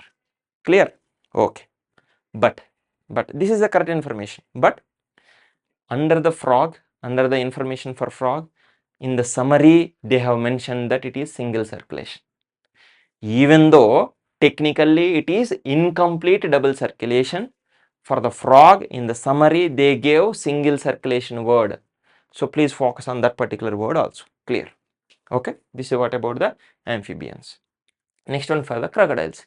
Here also arrangement is almost like this only. Single ventricle is there and 2 atria are present. But for the single ventricle, here incomplete septum is present. Since the septum it is like a wall that is separating these two. So since it is incomplete, that means still it is connected only. So that's why it is still considered as single ventricle only. So single ventricle, 2 atria, that means it is 3-chambered. Okay. So but this ventricle is incompletely separated in the case of reptiles, but not in the case of amphibians. There is a small difference here. If they are asking about this more technical details, you can observe like this, or else both of them will come under 3-chambered heart only. And here also deoxygenated blood is collected by right atrium, left atrium will collect the oxygenated blood from the lungs, and right atrium is collecting the deoxygenated from the body parts. Now both this oxygenated and deoxygenated are mixed within the ventricle. Now once again mixed blood is going to the lungs, mixed blood is supplied to the body parts. So here also incomplete double circulation is present. This is what they are talking here. Clear? Next one is regarding the 4-chambered heart. We are observing this in crocodiles, birds and mammals. Mammals, within the mammals again, human is also example under the mammals. So directly we are talking with respect to the human example here. So in this case what we are saying here, 4 chambers are present. All these are completely separated from each other here. Suppose this is the heart. Now let us make the 4 chambers here. All the 4 are completely separated here. So from the body parts, deoxygenated blood is going into this right atrium. This is the left atrium. Okay. Deoxygenated blood is going into right atrium. And from this right atrium, deoxygenated blood is going into right ventricle. From the right ventricle, deoxygenated blood is going to the lungs. It is going to the lungs. Now at the lungs what happens? Oxygenation will happen. So that now oxygenated blood will come into the left atrium, and from this left atrium now it will go into the left ventricle. From the left ventricle now through the aorta, now oxygenated blood is supplied to the body parts. Body parts, they will utilize the oxygen and they will release the CO2, and deoxygenated blood once again it is coming into right atrium. So in this way it is happening. Now here what happens? Start from body part and again end with the body part. Now how many times blood is passing through heart? Now body part to heart once, and then again lungs, and then once again to the heart. So 2 times it is coming, before coming to the body part. So since it is 2 times it is coming through the heart before it is coming to the body parts, and that too it is completely separated. It is called as complete double circulation, or simply you can say double circulation. So in this way you are observing single circulation, incomplete double circulation, and double circulation, 3. So 2-chambered heart, single circulation, 3-chambered heart, incomplete double circulation, and 4-chambered heart, it is the complete double circulation. This is what some basic information that they are discussing here. This is how. And in this also pulmonary circulation, systemic circulation, at the end of the chapter they have given as part of NCERT. There we will study all these things. Clear? This is what about the hearts. Fishes, they are having 2-chambered heart, and we are observing single circulation. Amphibians and reptiles. Reptiles means except crocodiles, they have 3-chambered heart, and we are observing incomplete double circulation. Crocodiles, birds and mammals, they are having 4-chambered heart, and we are observing complete double circulation. This is some basic information that they have mentioned. And now we are directly going with human blood vascular system or blood circulatory system. We are talking first, and at the end we will talk about lymphatic system. Clear? In the human blood vascular system, what are the various and 3 important components? First one is the heart. And what type of heart it is? Muscular. It is made up of the muscles. What type of muscles are present in heart? Cardiac muscles are present. And chambered. Chambers. How many chambers are present? 4 chambers. And all these 4 are completely separated from each other by septa. Okay. Next one, a network of closed branching blood vessels are there. Why they are using the term called closed? Because we are observing closed circulatory system. Open circulatory system is not present.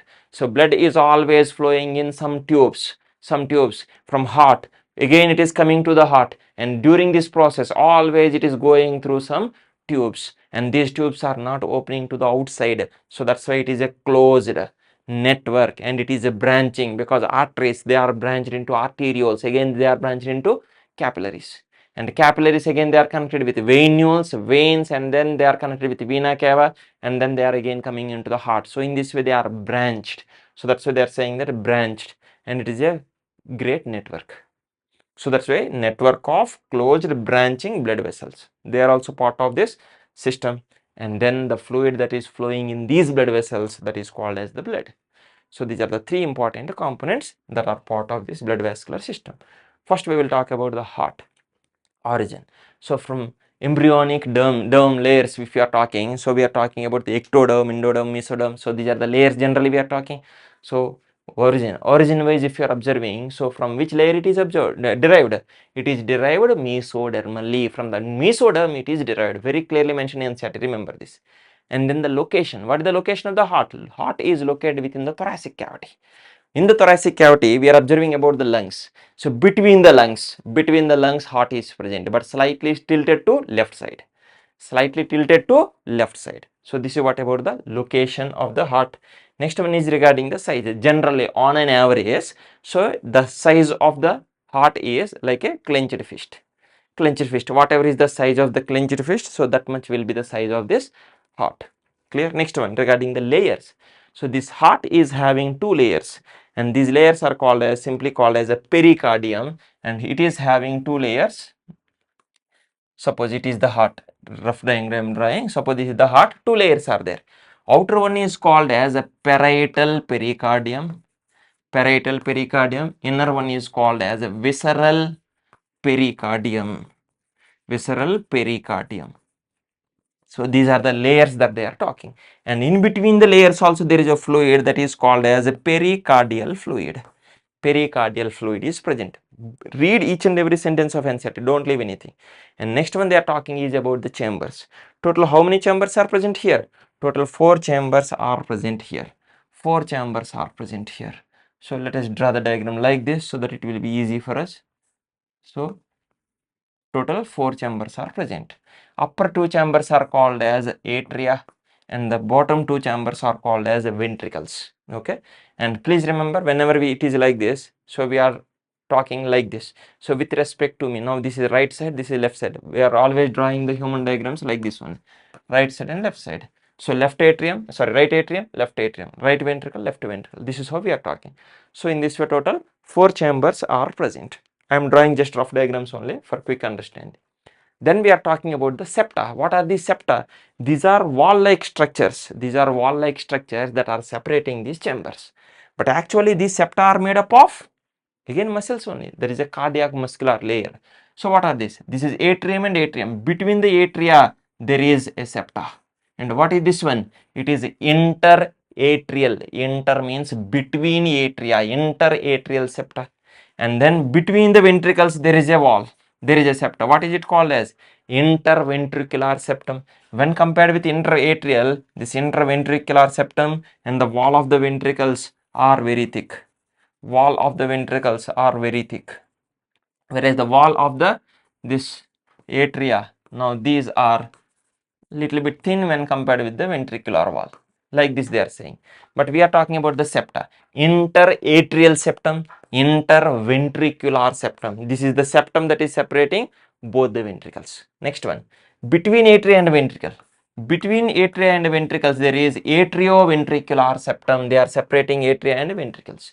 So these are the different names that they are using in NCRT. So understand all these names. Okay. This septa name is over. Next one is regarding the valves. What are the various valves that are present and what is the location? Please remember, I am not going into all the details.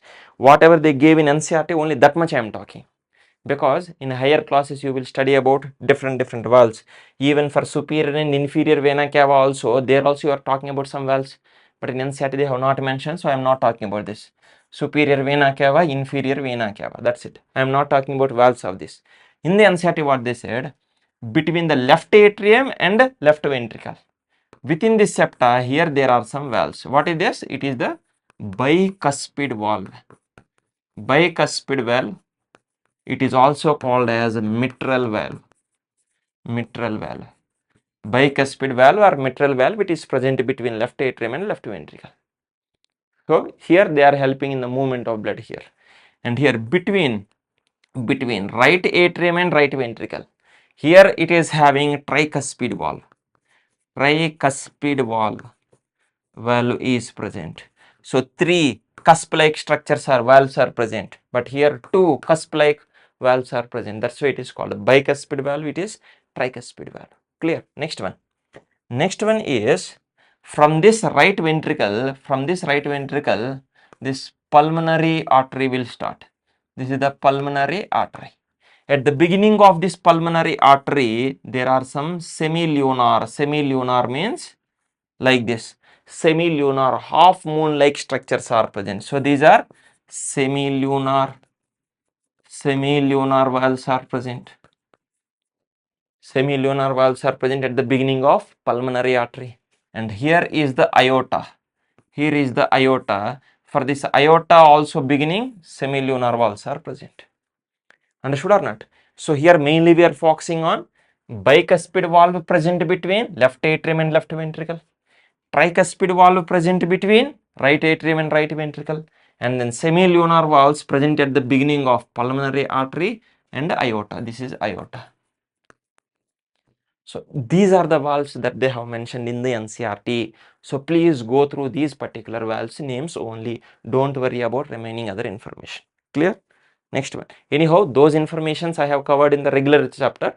So, but here I don't want to go with those things. So now we will stick ourselves to NCRT content only. Next one is caudate tendinae. Actually, regarding this, in the NCRT sentence they have not given, but in the diagram labeling they have mentioned. So now quickly I will tell you about this caudate tendinae. What is the role of this particular caudate tendinae? So here there are some projections here. There are some projections for the wall of this ventricle.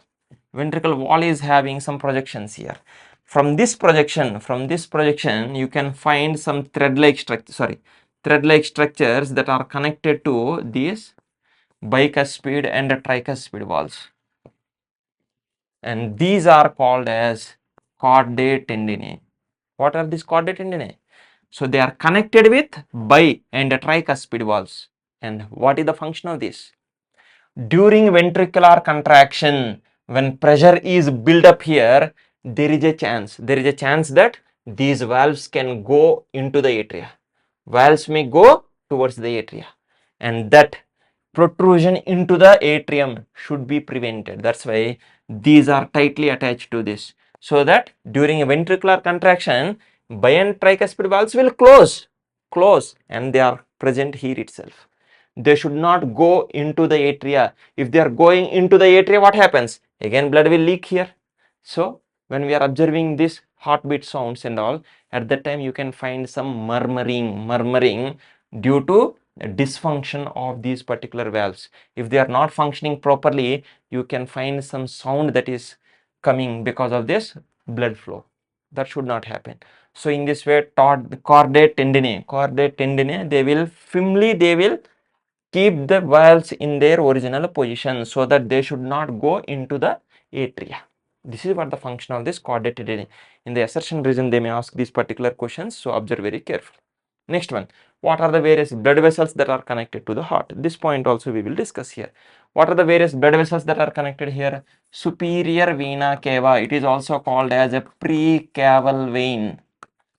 Superior vena cava is also called as precaval vein, and this is called as inferior vena cava. It is also called as a postcaval vein. It is called as postcaval vein. Not only this, as part of coronary system, coronary blood vessels. What are coronary blood vessels? Coronary, CORONERY, coronary blood vessels. What are these? These are the blood vessels that are supplying blood to heart itself.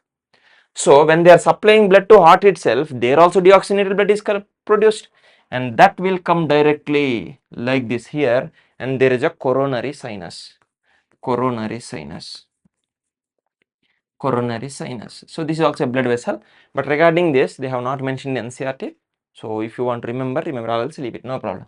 But superior vena cava, inferior vena cava, they are collecting deoxygenated blood from various parts of the body into right atrium. These are the blood vessels that are connected. Next one, to the right ventricle, there is a blood vessel that is connected. It is called as pulmonary artery. Next one, to this left atrium, what happens? From the lungs, from this side to, and from this side to. That means total how many? 4. What are these? Pulmonary veins. Pulmonary veins are connected to this left atrium. They are bringing oxygenated blood from the lungs. And next one, here aorta, that is connected to this left ventricle. Aorta is connected to left ventricle. So these are the various blood vessels that are connected to this heart. Let me tell you the quick revision of all these blood vessels. Superior vena cava, inferior vena cava, and the coronary sinus, they are connected to right atrium. Pulmonary artery is connected to right ventricle. Pulmonary veins are connected to left atrium, and aorta is connected to left ventricle. These are some things that are connected to this heart itself, and again from the aorta itself, again coronary blood circulatory system will come out, and that will supply blood to the heart itself. But regarding that, at the end of this particular chapter, I will tell you. Okay, leave it. With this basic information is completed regarding the heart general structure. Over. Next we need to talk is regarding the nodal tissue, then we need to talk about the cardiac cycle. These are another important things that we need to discuss. First we will talk about the nodal tissue. What is this nodal tissue? So in the case of heart, if you are observing here, so this is the right atrium, right ventricle, left atrium, left ventricle. So what actually this nodal tissue is? So in the case of heart, some action potential should be generated, and this action potential is required for the contraction of the heart. Now who is generating this action potential? So within the heart itself, there are some specialized muscle cells. Please remember, generally impulse will be generated by the neurons, but in this case, muscle cells themselves, they are having auto-excitable, self-excitable nature. So that's why human heart is considered as a myogenic heart. It is able to contract on its own because here it is having some specialized muscular cells, and it is called as a nodal tissue. Understood or not? So here for this right atrium, upper right side, for the right atrium, upper right side, there is a group of muscle cells. They are muscle cells, not the neurons, muscle cells. It is a muscular tissue, and this is called as sinoatrial node. It is also called as a pacemaker. Sinoatrial node, it is also called as pacemaker. and now it is present here. And then within the right atrium, at the lower left side, near to atrioventricular septum, here there is a nodal tissue, and it is called as atrioventricular node, AV node. It is present nearer to atrioventricular septum, so that's why it is called atrioventricular node. Clear? So in this way, the action potential will be generated by SCA node, and it is distributing slowly to this both the atria, and finally in that process it is also reaching. So it is going like this, so it is also reaching to AV node. From the AV node, what happens is, from the AV node there is a bundle that is coming out. And this bundle is actually going in this interventricular septum. It is first crossing this atrioventricular septum, and then it is passing through this interventricular septum. And this bundle, initially it is a bundle. It is called as bundle of His. It is called as a bundle of His. It is also called as AV bundle. It is called as bundle of His, also called as AV bundle. And then what happens is, now this will be divided into right bundle. This is the right bundle and left bundle.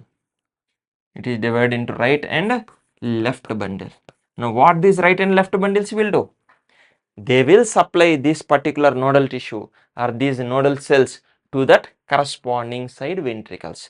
Right bundle is distributed within the wall of right ventricle, and left bundle is distributed within the wall of left ventricle. In this way they are present, and from these bundles again there are some small fibers that are coming out, and they are called as Purkinje fibers. These are called as Purkinje fibers. Understood or not? This is how this nodal tissue is distributed within this heart. Clear? And now this will be useful for the contraction and relaxation of this particular heart. When there is an action potential, depolarization will occur. So it will cause the contraction of these muscles. And when it is not present, then once it is keep on moving forward, then it will be slowly in the relaxation. Relaxation means repolarization state, so that it can receive once again another action potential. In this way they are helping in the contraction of the muscles. But for this contraction of the muscles, this nodal tissue is very important. Under this nodal tissue, mainly we are focusing about SCA node. It is also called as pacemaker, and this will decide how many times heart has to contract. And AV node, this is also having a specific number. SCA node, approximately it can generate these many times, 70 to 75 action potentials per minute. One action potential will refer to one heartbeat. So how many times action potential will be generated? Those many times heart will beat per minute. Clear? AV node also can generate on its own, but it will be around 40 to 45 minutes. But if SCA node is not working, then AV node can cause this contraction. But the problem is, these many contractions are not enough to pump the blood to, means required amount of blood to the all body parts. So that's why compulsorily it should work. So in this way, if there is any problem with the SCA node, artificially we are keeping some pacemaker so that it will control these action potentials. So that's why these many times is compulsorily required. Is it clear? In this way, after the AV node, bundle of His or AV bundle will come, and again it is divided into right bundle and left bundle. Right bundle will supply this particular nodal tissue to right ventricle, and left bundle will supply to the left ventricle. And again Purkinje fibers are there, so that now they are deeply going into the wall, so that they are helping in contraction of these ventricles. This is what about the nodal tissue. And then we are talking about the cardiac cycle. So in this cardiac cycle, what happens? So how exactly this? Say one heartbeat is one cardiac cycle. Understood or not? Because of one action potential from SCA node, now this one cardiac cycle or one heartbeat will occur. So what exactly happens? One after the other we will see here. Okay. Now for the comparison purpose, I will tell you all these things. And here, first we will talk about the rough diagram for the heart here. Okay. Now here is the SA node. This is SA node, and here is the AV node. AV node. Keep it like this. This is the nodal tissue. Now we need to talk about the cardiac cycle. In the cardiac cycle, what we need to do is how exactly this, when exactly these atria are undergoing contraction. Because of this, what happens? Then when exactly ventricles will undergo contraction? Because of this, what happens? When they will undergo relaxation? Because of that, what happens? All these things with interlinking with this, we need to study. Then only you will understand. So that's why what I will do is I am discussing many concepts at a time. So you should pay your attention. So observe very carefully. Observe very carefully. I am discussing many things at a time. Observe carefully. So now what we need to do is, so here I am making one circle here. Okay. And please remember, for one cardiac cycle, approximately it is taking 0.8 seconds. How we are getting this value? Actually 1 minute has 60 seconds. 1 minute has 60 seconds, and in 1 minute approximately 72 times heart will beat. 70 times heart will beat. So for one beat, so it will be 60 by 72. So approximately we are getting 0.8 seconds. This is what the calculation is. So this is what the overall time is. So one cardiac cycle, one heartbeat, so it is averagely it is taking 0.8 seconds. Now it is completely 0.8 seconds. I hope now you understood how we are getting this value. And this 0.8 seconds, let me divide this into 8 parts. Okay, 8 parts. This is 0.1 second, 0.1 second, 0.1 second, 0.1 second, 0.1 second, 0.1 second, 0.1 second, 0.1 second. Understood or not? The same time we are using for both atria and ventricles. Understood or not? So exactly at what time, what exactly happening? Now all these things we need to observe very carefully. Okay. So now this is the heart diagram only we are using. So please observe all the concepts carefully. Now what exactly we are saying is, so first this is the SA node. SA node is generating the action potential, and this action potential will be distributed in both the atria. Action potential will be distributed in both the atria. So now what happens? Now both the atria will undergo contraction. These are the atria, right? These are the atria, these are the ventricles. Don't get confused. Atria, ventricles. Okay. Now action potential is distributed to both the ventricles. Action potential means it will cause a depolarization. So it will cause muscle contraction. Yes or no? Now if you are getting confused, I will write all those things. Depolarization causes muscle contraction. So here in the case of heart, technically we are using a term called as a systole.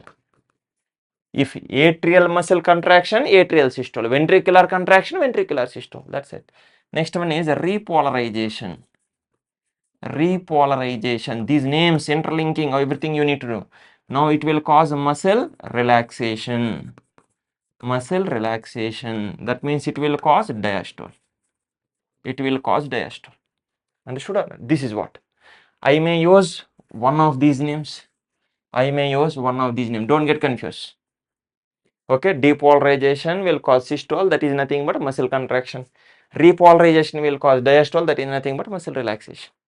If you are talking for atrium, atrial systole, atrial diastole. Ventricular, if you are talking ventricular systole, ventricular diastole, that's it. These are the names. Okay. Now come back to this. Now let us interlink all these things. Now SA node is sending this signal so that atrial contraction will occur. How long atrial contraction will occur? This is very important. Now inside I am using inside atrium. Inside circle I am using for atrial,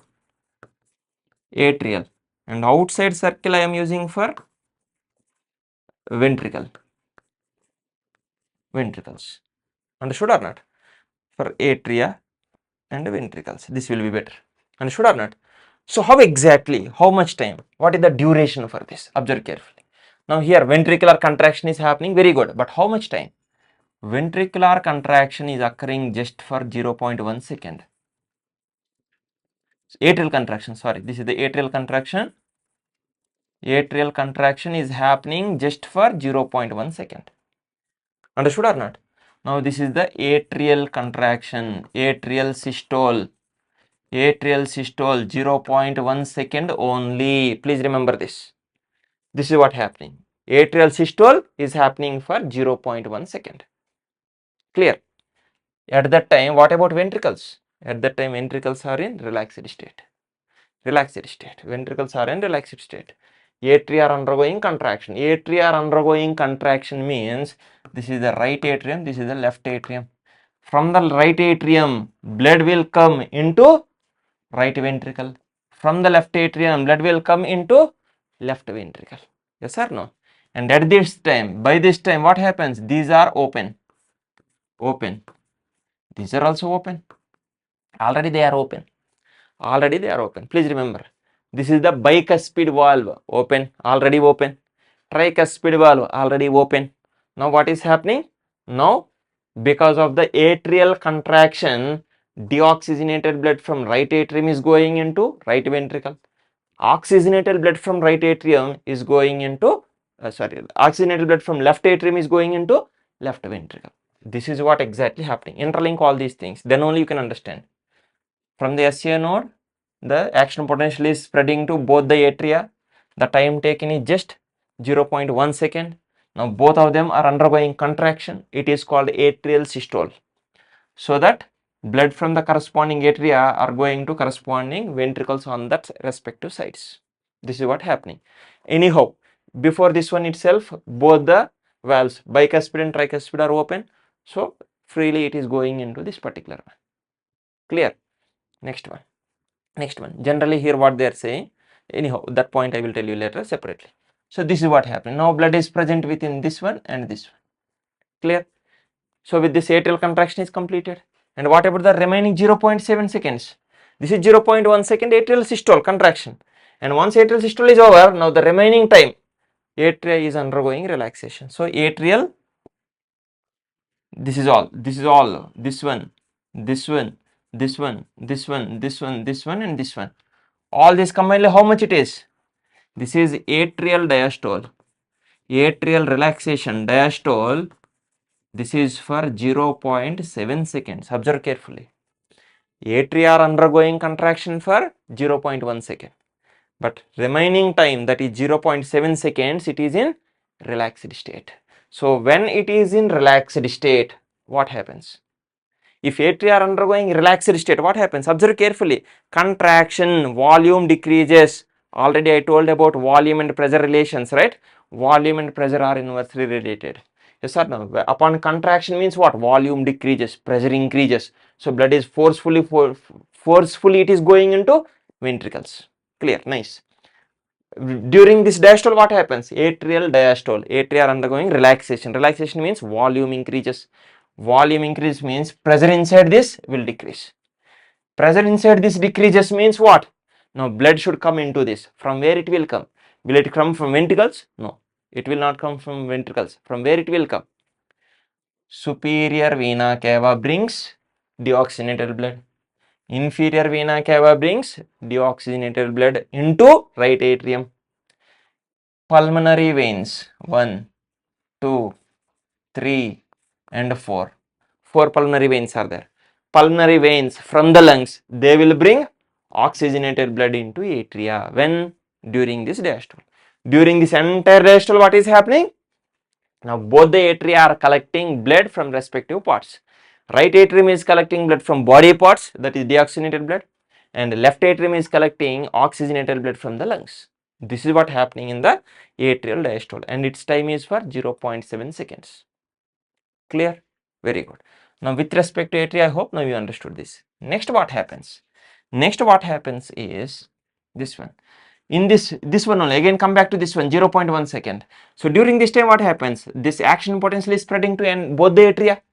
At that time, now it is coming to AV node also. It is coming to AV node also. Now from this AV node, now what should happen? Now it should go through bundle of his. After this bundle of is, it will divide into right bundle and left bundle. Yes or no? Now that should happen. So now after this, within 0.1 second from here to here it is coming. At that time atria are undergoing contraction, that is also completed. Now what happens? Now from this, now this action potential is passing through the ventricles, both the ventricles. Now ventricles will undergo contraction because of action potential, and it is called as ventricular depolarization. Technically ventricular depolarization occurs.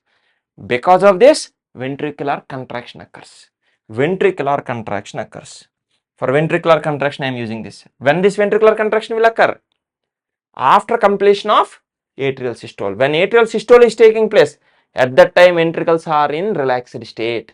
Once atrial systole completes and when atria are start relaxing, then ventricular systole will begin. Understood or not? This is 0.1 second. But ventricular systole is not just for 0.1 second, it is for 0.3 seconds. So this is another one. So 0.1 plus 0.1, it is 0.2 plus this is also. This is what? So now it is ventricular systole. Ventricular systole. For how much time it is happening? 0.1 plus 0.1 plus 0.1, that is 0.3 seconds. Observe very carefully. Ventricular systole, ventricles are undergoing contraction. Now what happens? Observe carefully. Now what happens? Due to atrial systole, deoxygenated blood came here, oxygenated blood came here. Now during ventricular systole, what happens? During ventricular systole, deoxygenated blood from this is going into pulmonary artery to the lungs. To the lungs. It is going to the lungs. Yes or no? And then oxygenated blood from this is going into aorta to the body parts. To the body parts. This is what happening. Do you have to observe carefully? So let me repeat once again. Atrial contraction is just for 0.1 second. Because of this, forcefully blood is coming from atria into respective ventricles. Next one. Then atria are undergoing relaxation. Because of this relaxation, volume will increase, pressure decreases. So they are collecting blood from corresponding organs. Right atrium is collecting deoxygenated blood from superior and inferior vena cava, and the left atrium is collecting blood from pulmonary veins. This is what happening in atrial diastole. That is for 0.7 seconds. Now come to the next one. Now the action potential is going to the ventricles through AV node, bundle of phase, and right and left bundles and Purkinje fibers. So that ventricular contraction is taking place. When ventricular contraction is taking place, the duration is for 0.3 seconds. And because of this, what happens? Ventricular contraction, volume is keep on decreasing, and then now the blood will be pumped. Where? From the right ventricle. From the right ventricle, it is going into pulmonary artery. From there, it will go to lungs. From the left ventricle, it is going into aorta. From there, it will be supplied to body parts. And the right ventricle is sending deoxygenated blood to lungs, whereas left ventricle is sending oxygenated blood to body parts. Once again I am repeating, right ventricle is sending deoxygenated blood to lungs and left ventricle is sending oxygenated blood to body parts. This is what happening in ventricular contraction. So in this way it is contracting, so it is pumping this blood, and once again it will undergo relaxation. For how much time? Observe carefully. Relaxation of ventricles 0.1, 0.1, 0.1, 0.1, 0.1. This is the ventricular diastole. Ventricular diastole. Ventricular diastole. How much time? 0.1, 0.1 plus 0.1 just plus 0.5 times, right? So it will be 0.5 seconds. Observe carefully. So ventricular systole is for 0.3 seconds. Ventricular diastole is for 0.5 seconds. So when ventricles are undergoing diastole, what happens? Volume increases, pressure decreases. When pressure is decreased, what happens? Passively from the atria, they will collect the blood. Understood or not? Now observe carefully. What you need to observe? Here there is a concept called as joint diastole. What is joint diastole? Joint diastole is the time when both atria and ventricles are in diastole. See this, both of them are in diastole. Both of them are in diastole. Both of them are in diastole. Both of them are in diastole. That's it. Here ventricles are in diastole, but atria are not in diastole. Here atria are in diastole, but ventricles are not in diastole. So you should not count this. What is joint diastole?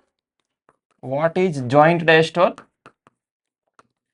Joint diastole means both atria and ventricles are in diastole. So it is for 0.1, 0.1, 0.1, 0.1. So what is the time of joint diastole? It is 0.4 seconds only. Many students are writing 0.5, that is wrong. It is only 0.4 seconds. So that's why in the NCERT, they have started the content with joint diastole. What happens in joint diastole? In the joint diastole, both atria and ventricles are in diastole. Now I will start with this. Since you know about all these things, now I will repeat the entire process quickly so that you may understand it in a better way. What is this they are saying? Both are in diastole. Both are in diastole means it is relaxed, it is relaxed. Now here volume increased means pressure decreased. Now what happens? By default, this right ventricle, this is the left ventricle, this is the right atrium, this is the left atrium. By default, what happens? Right ventricle will collect deoxygenated blood from right atrium and left ventricle will collect oxygenated blood from left atrium. This is oxygenated blood. This side it is deoxygenated blood. Clear? This is what happening in the case of joint diastole with respect to ventricle.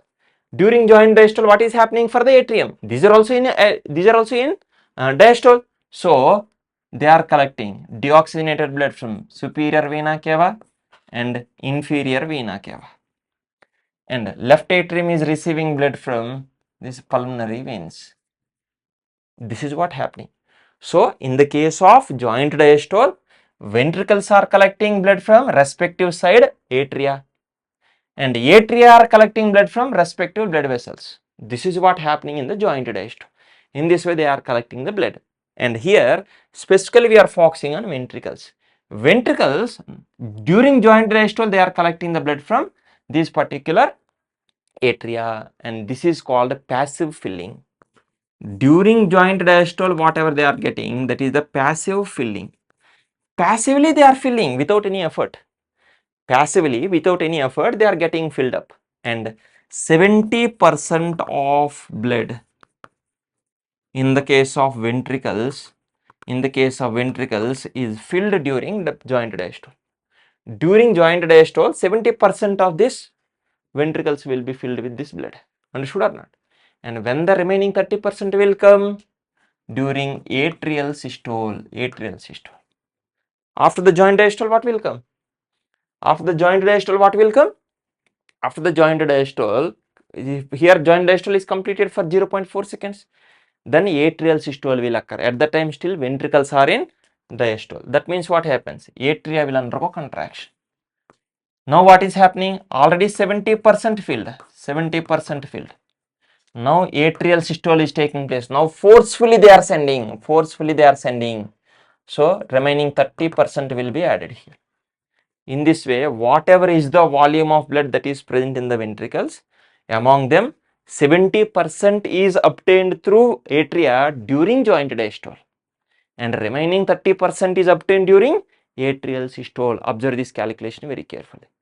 Okay, calculation part I have discussed in the regular chapters. Here I don't want to discuss all those things. Observe this carefully. This is what happening in the atrial systole. So now it is filled up. Then what happens? Atria will undergo relaxation so that now they are keep on collecting the blood from respective blood vessels. Then atrial diastole. This is happening. Then ventricular systole. During ventricular systole what happens? Now it will be pumped up. Now from here it is going to pulmonary artery. From here it is going to aorta. This is what happening in ventricular systole.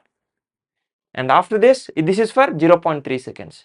And after this again ventricular diastole, once again it is passively collecting the blood from atria. In this way, these are this atrial systole, atrial diastole, ventricular systole, ventricular diastole, and in this way they are collecting blood from body parts and then they are sending it to the body parts. In this way, this is keep on happening like this. This is what about the cardiac cycle. In this cardiac cycle, we are talking about two major sounds. Two major sounds. Very clearly they mentioned in NCERT. What are these sounds? First one is called lub. They can also write this as a lup. Don't get confused. Both of them are same. Second one is a dub. It is also called as a dub. When actually you are observing this, and who is making this sound, that you need to observe very carefully. Now observe carefully. Here what you are saying, during joint diastole, first we are in joint diastole. During joint diastole, what happens? All these are open. All these are open means these two are open. Open.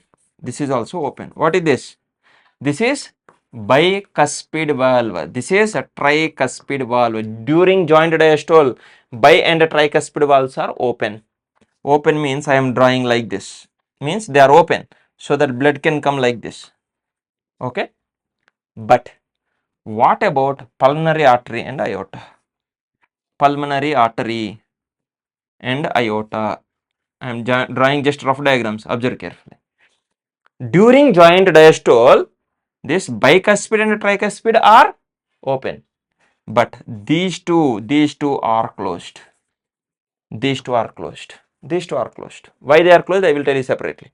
These two are closed so that the blood present in these two cannot come back into ventricles, so that unidirectional flow is maintained because of the valves. But here this is open so that during joint diastole, the blood from atria can freely come into the ventricles. This is what happening. This is the joint diastole. Then we are talking about atrial systole. During atrial systole, forcefully it is contracting. Then also these two are open and these two are closed. So it is same like here only. With respect to valves I am talking. Next one. Then atrial diastole will occur. There these are not affected. Nice. But the important one are ventricular systole and ventricular diastole. Please observe carefully. During ventricular systole, you will observe first sound, first heart sound. This is the first heart sound. This is the first heart sound. And then during ventricular diastole, you will hear second heart sound. How and why? Now let us see here. So up to this atrial systole, diastole completed. Now we are coming to ventricular systole. During ventricular systole, what happens? Ventricles are undergoing contraction. So volume is decreasing, pressure is increasing. When pressure is increasing, now observe carefully. When pressure is increasing, what happens? Because of this pressure, now here what happens? Blood may come back into atria. Because of this high pressure, blood may come back into atria. If blood is coming back into atria, then there is no use of this system, right? So blood should not go back into atria. It should not go back into atria. So during ventricular systole, bi and tricuspid valves will be closed. Observe carefully. They will be closed here. And anyhow, I already told you, chordae tendineae, they are attached like this, so that they will prevent the movement of this valve into atria. So that now it is exactly closing this. Now what happens? Now it is closed. When it is closed, bi and tricuspid valves are closed during ventricular systole, so that the blood present in ventricles cannot go back into atria. So these valves will prevent backflow of blood. This is the role of valves anywhere. This is what they are doing. Nice. Next one. So during ventricular systole, what happened? Bi and tricuspid valves closed. But because of this force or pressure, what happens? Semilunar valves, they will open, so that deoxygenated blood from this can enter into pulmonary artery, oxygenated blood from this can enter into aorta. So in this way, semilunar valves will open and bi and tricuspid valves will close during ventricular systole. So now what we are saying, this closure of bi and tricuspid valves, when they are closing, they are making one sound, closing sound. That sound is nothing but lub or lup. It is also called the first heart sound. Clear? Next one. After this ventricular systole, ventricular diastole will occur. During ventricular diastole, what happens? Volume increases, pressure decreases. So this will open. Bi and tricuspid valves, they will open. While opening, there is no sound. Only during closing, they will make sound. so that now volume is increased. Now blood from atria can come back into ventricles. But the problem is during systole, semilunar valves of both of these are open. And when volume is increased, pressure is decreasing, there is a chance that blood from these two vessels can come back into ventricles, and that should not happen. So semilunar valves will close. Semilunar valves will close here. When they will close? During ventricular diastole, semilunar valves will close so that backflow of blood from pulmonary artery and aorta into the corresponding ventricles will be stopped. When they are closing, they will make a sound. During closing, they are making sound, and this closing sound is the second heart sound. So during ventricular systole, bi and tricuspid valves will close and they are making the first heart sound called lub. And during ventricular diastole, these semilunar valves will close and they will make the second heart sound, that is called dub or dub. So these sounds also you need to remember. So this is what exactly happening. So this information you need to link up with cardiac cycle. So now let us see this cardiac cycle quickly. Now information from SCA node is keep on passing to both the atria. Atrial systole is taking place. So forcefully 30% of blood is forced into the ventricles. Yes or no? This is what happening in atrial systole. At that time, bi and tricuspid valves are open and semilunar valves are closed. Next one. Immediately after this, here ventricular systole starts and here atrial diastole is occurring. Both of them are occurring at the same time, right? That is happening. Nice. And here ventricular systole is taking place. So because of this, both bi and tricuspid valves will close and they will make lub sound. And here both the semilunar valves will open, so that blood from the corresponding ventricles will go into that corresponding vessels like pulmonary artery and aorta. Nice. And after this ventricular contraction, now ventricular diastole will occur. And during ventricular diastole, what happens?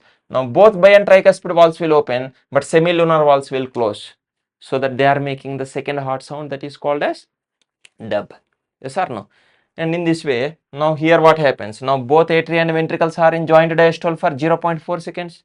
And 70% of ventricles are getting filled with blood during joint diastole, and remaining 30% will be filled during atrial systole, and now it will be pumped during ventricular systole. In this way, any information can be linked up with this. So this is what they are talking about, this nodal tissue and cardiac cycle. I hope now you understood this. And next one is regarding the stroke volume and the cardiac output. What is the stroke volume? So during each heartbeat, each ventricle, not both ventricles, each ventricle, either left ventricle or right ventricle, whatever it is, one ventricle, how much of blood it is pumping in one heartbeat, that is called as stroke volume. And this stroke volume is approximately 70 ml. Stroke volume is 70 ml. Stroke volume is approximately 70 ml. This is the volume of blood pumped by each ventricle. Don't make mistake. Each ventricle, that means left ventricle 70, right ventricle 70. Understood or not? 70 ml per one beat. 70 ml per one beat, one heartbeat or one cardiac cycle. Likewise, what is this cardiac output? In one beat, how many? Into number of beats per minute. So 70 ml per beat multiply with how many beats per minute? 72 beats. Average is 72 beats per minute. Yes or no? So this is what actually. So this beat and this beat, you just cancel it. So how much it will be? Multiply this 72 into 70 ml per minute. ml per minute. Okay. This is what the answer you will get it. So 0. So it will be 450 ml per minute.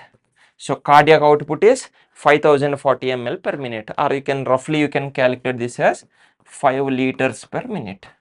This is what the calculation is. This is what they are saying. And what is the volume of blood that we are having in our body? It is also approximately 5 liters. That means if you are using that particular information with this, then you can say that in every 1 minute, entire blood that is present in our body will be distributed in the entire body. In this way also you can say this. So in this way, this cardiac output and then stroke volumes, values, calculations, everything are very, very important. Heart sound, lub, when we are observing this during ventricular systole, due to closure of bi and tricuspid valves, we are observing this lub sound.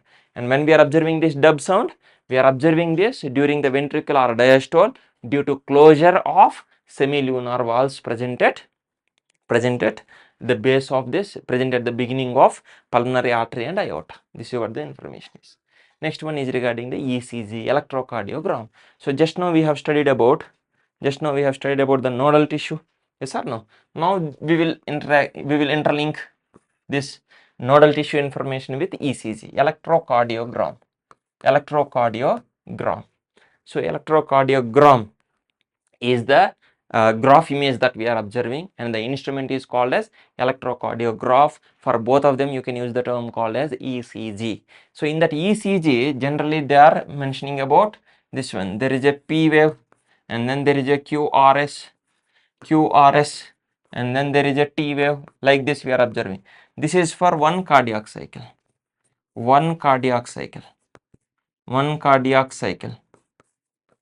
This is what we are observing. So in this way they are giving one rough diagram for this. For majority of the individual, for the normal individuals, in majority cases we are getting like this. So they are taking this as standard ECG. Now how you are exactly comparing this? Observe carefully. In the standard ECG, what actually this P is? P is depolarization of atria.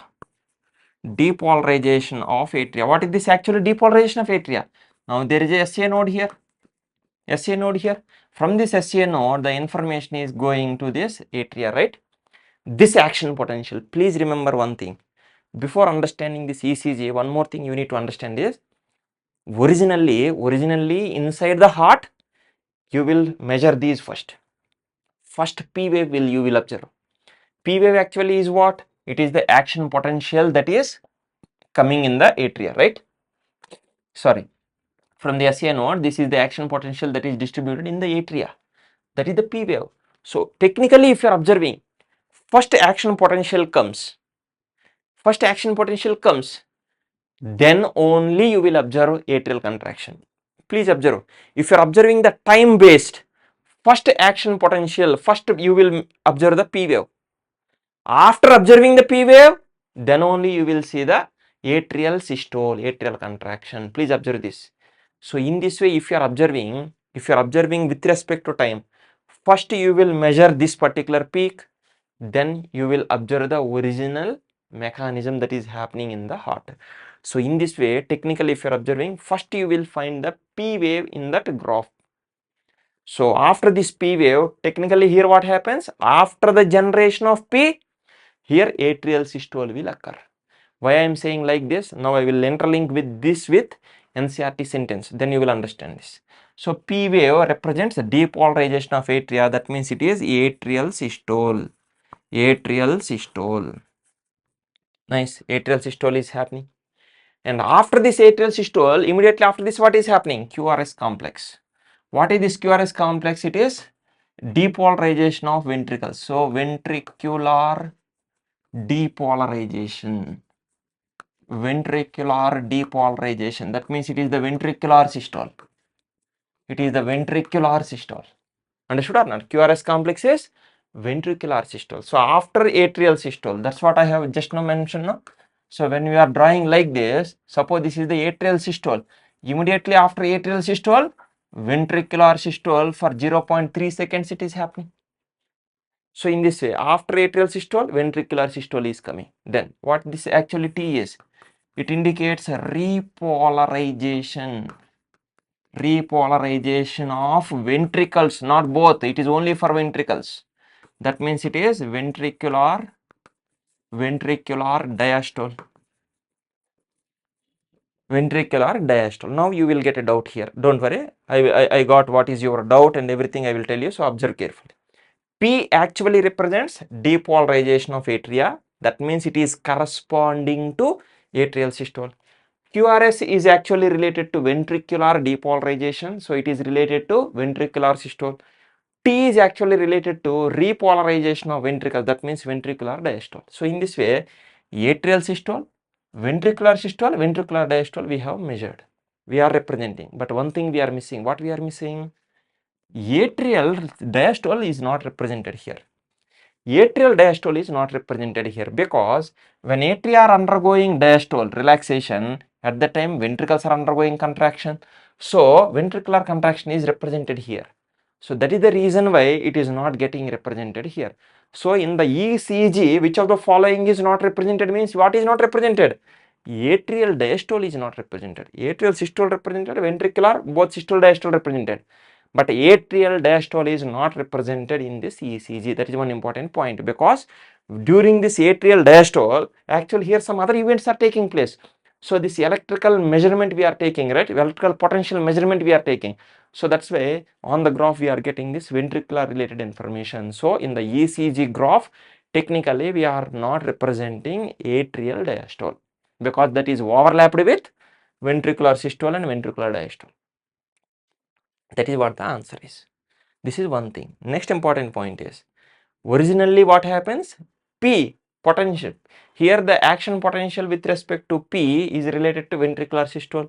That means on the graph we are mentioning P first. Then originally atrial systole will occur. And then atrial diastole will occur. And here immediately after this what happens? QRS complex is coming. And please remember, this QRS complex originally is related to this location. Observe carefully. Why I am saying this location? Because originally ventricular systole is for 0.3 seconds. But what is the duration of this QRS complex? That is not 0.3 seconds, that is 0.12 seconds approximately. There is an average value always, there is no fixed value. This is approximately 0.12 seconds. Why it is that much less? The thing is, we are measuring it here itself, and that too it has to spread through entire ventricles. Yes or no?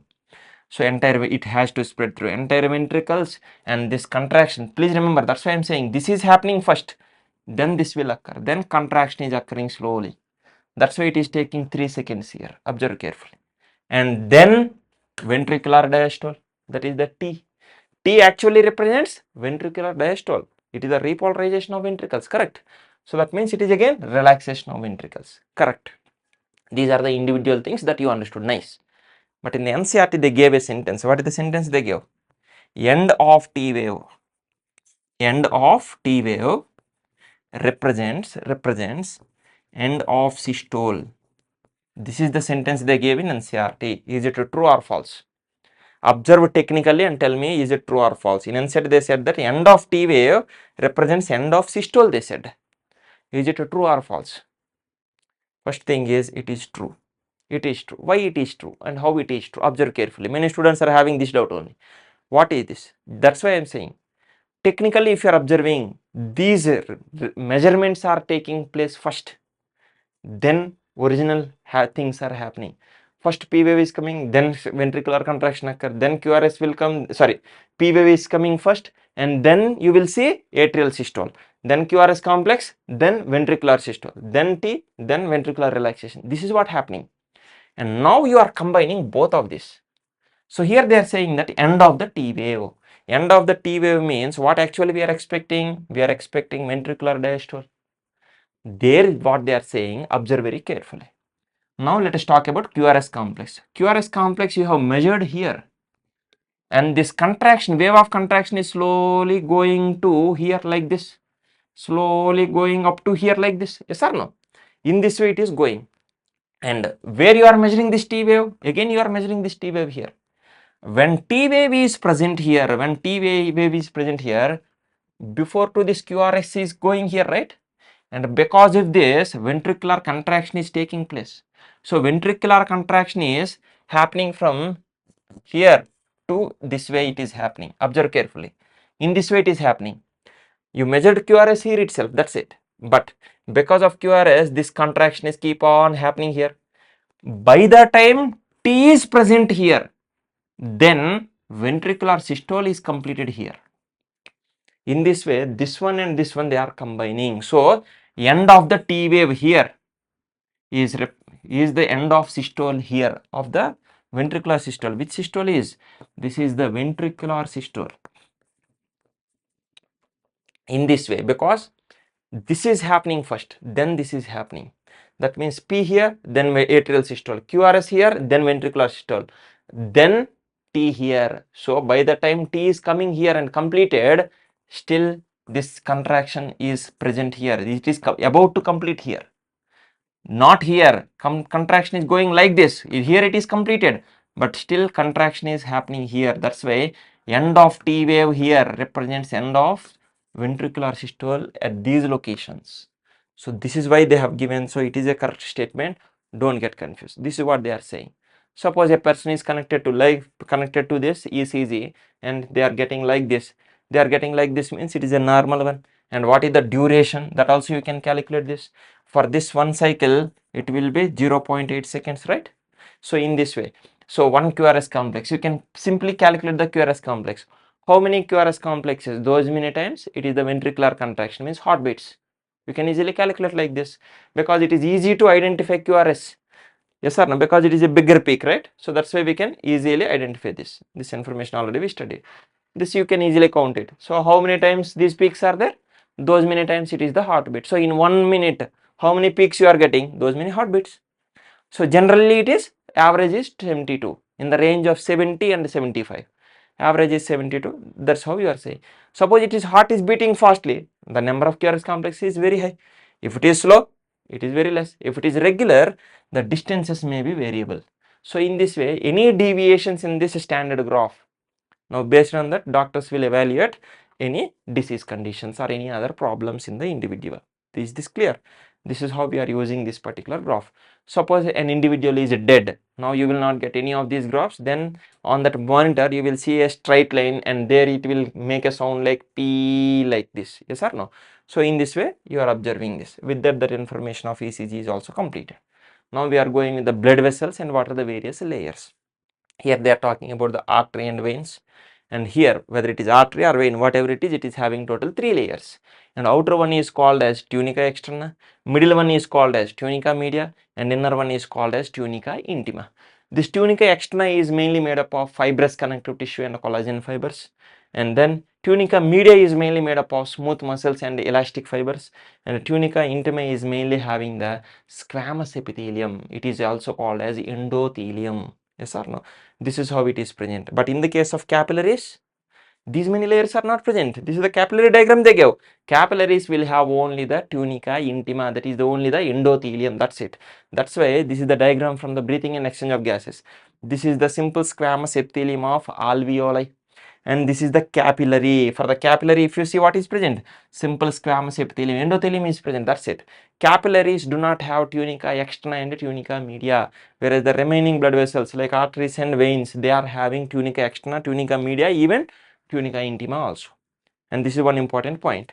And in the case of artery, the tunica media, middle smooth muscle layer is very, very thick. That's why the lumen, the inner gap lumen is very, very small. Diameter of the lumen is less for artery. Whereas in the case of vein, the thickness of that smooth muscle layer is less. That's why the diameter is a little bit more. And the lesser diameter will help in maintaining more pressure. And the thicker walls will help in resisting the high blood pressure that is coming from the heart. And whereas here by the time the blood is coming to these veins, the pressure is little bit decreased, so this thickness is enough. But since their lumen diameter is more, the movement of blood is little bit slow here. That is the reason why, so to prevent the backflow of blood, these veins are having the valves, but here valves are not needed because already blood is coming with high pressure from the heart. So these are some important points that you need to remember with respect to these blood vessels. Clear? With this point is completed. Next one is regarding the double circulation. In the double circulation, when we are starting with the body parts and again coming to the body parts, in between this process, blood is coming through the heart for 2 times. First, deoxygenated blood from body parts is going to the right side of the heart. That means once it is coming to the heart, and from there it is going to the lungs for oxygenation. When oxygen is coming here, oxygenated blood is again coming to the left side part of the heart. That means second time it is coming to the heart. From there again it is coming to the body part. So from body part to body part, now the blood is passing through the heart for 2 times. That's why it is called a double circulation. That too, here there is no mixing. That's why it is complete double circulation. Clear? And here right side of the heart is having deoxygenated blood, whereas the left side is having oxygenated blood. And here also we are using different names like pulmonary circulation and systemic circulation. What is this pulmonary circulation? See, from the right atrium, the deoxygenated blood is going to the pulmonary, means lungs. It is going to the lungs. So from right atrium to the lungs, deoxygenated blood is going, and there oxygenation will occur, and the oxygenated blood through the pulmonary vein, it is coming to the left atrium. So this part is called as pulmonary circulation.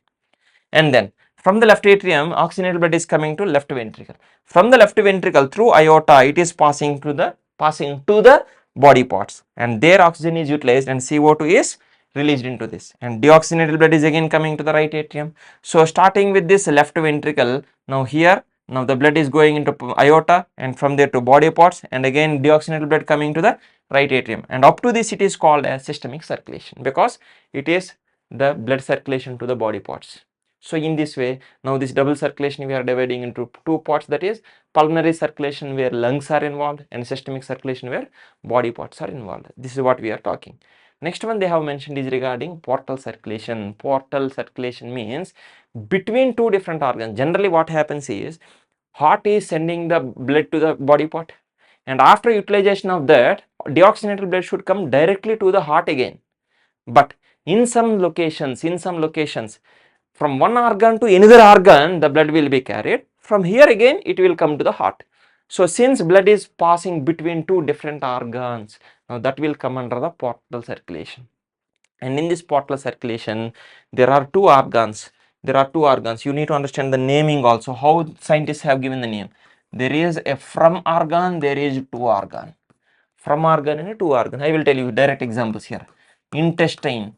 From the intestine to the liver. From the hypothalamus to the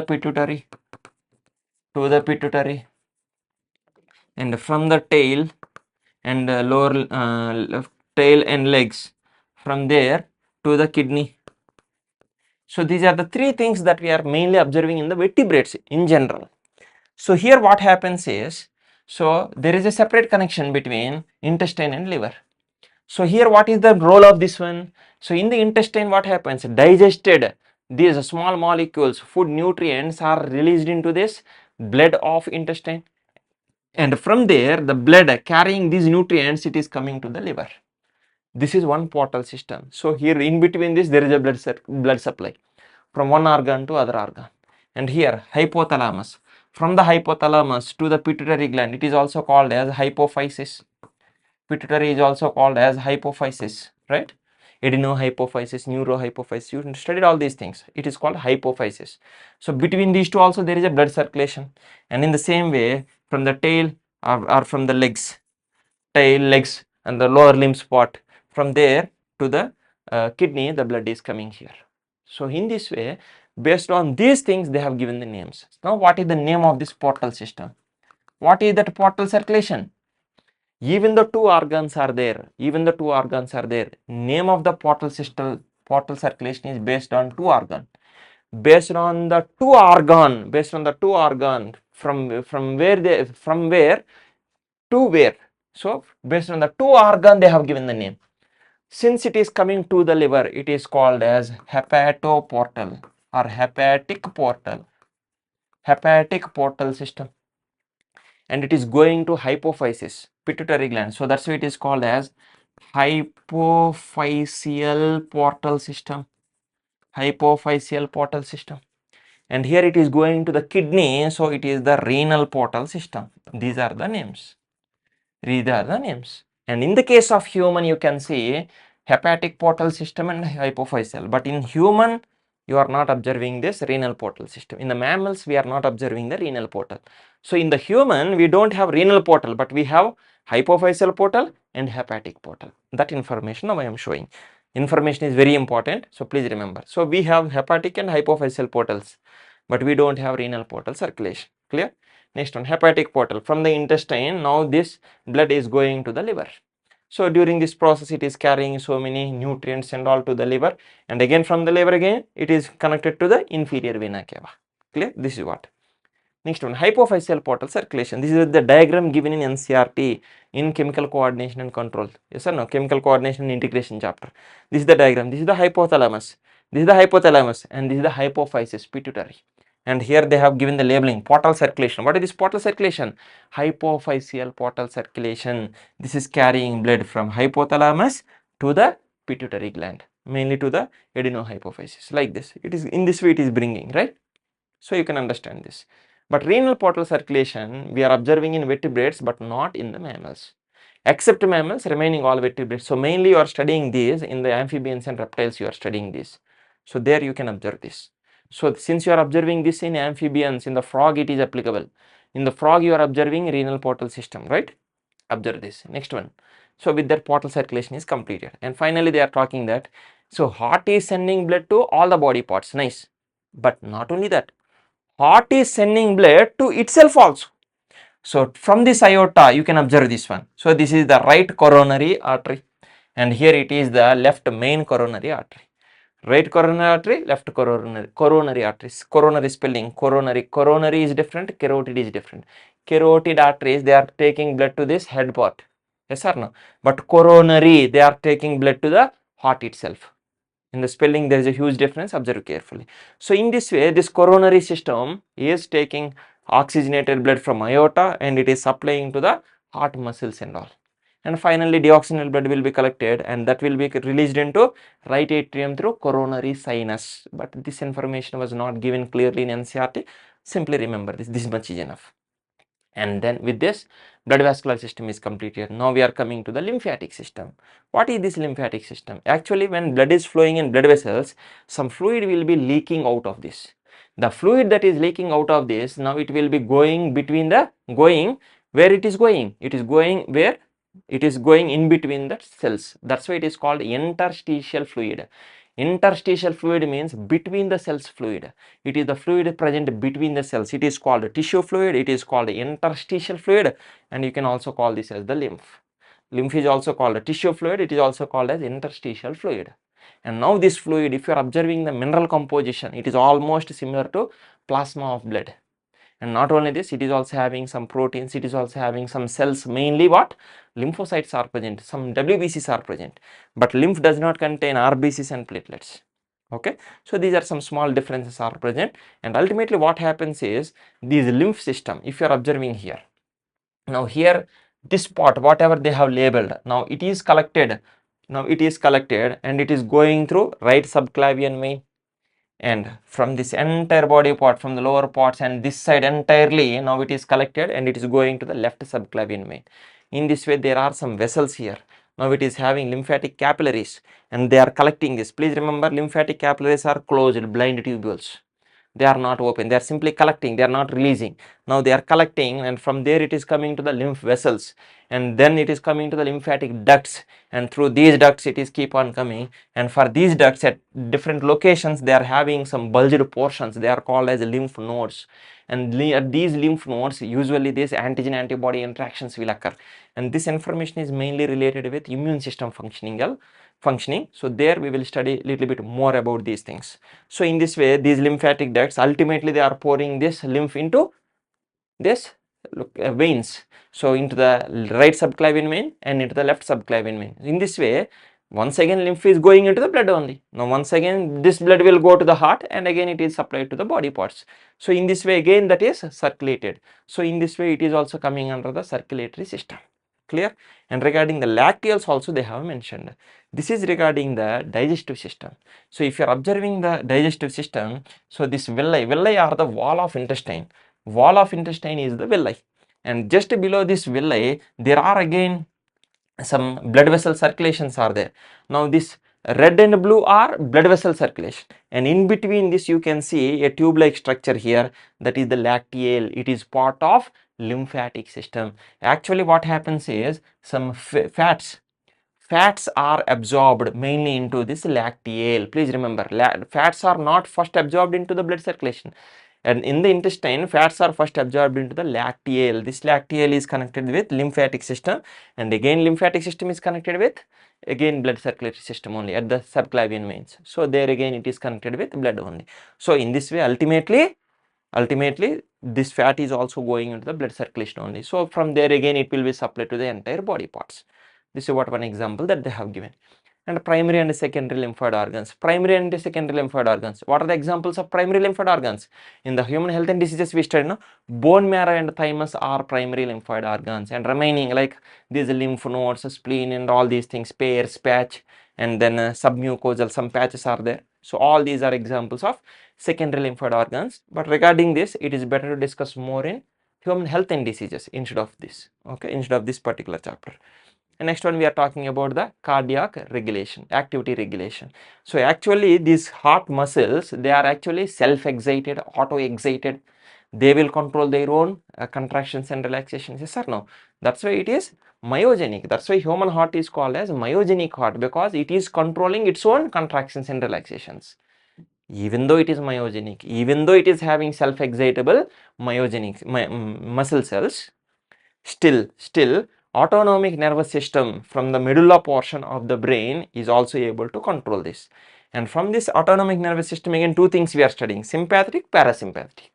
So sympathetic, what they are doing, they are able to increase the heartbeat, yes or no? Number of beats per minute they can increase, and they can also increase the cardiac output. But parasympathetic is acting oppositely. It can decrease the number of heartbeats so that it can decrease the cardiac output. This is what they are saying. And not only this, from the adrenal medullary hormones. What are the adrenal medullary hormones? Epinephrine, norepinephrine, also called as adrenaline, noradrenaline. They can also increase cardiac output. So in this way, they can also externally they can moderate this, but human heart is myogenic. Even though you are removing the human heart out of the body, you have removed all the connections, still it can contract for some time because it is self-excitable, auto-excitable. That's why it can contract on its own. This is what the information they have given. Under the diseases, they have given some information. Let us quickly complete this. High blood pressure. What is normal blood pressure? Sorry. Normal blood pressure is 120 by 80. What is 120?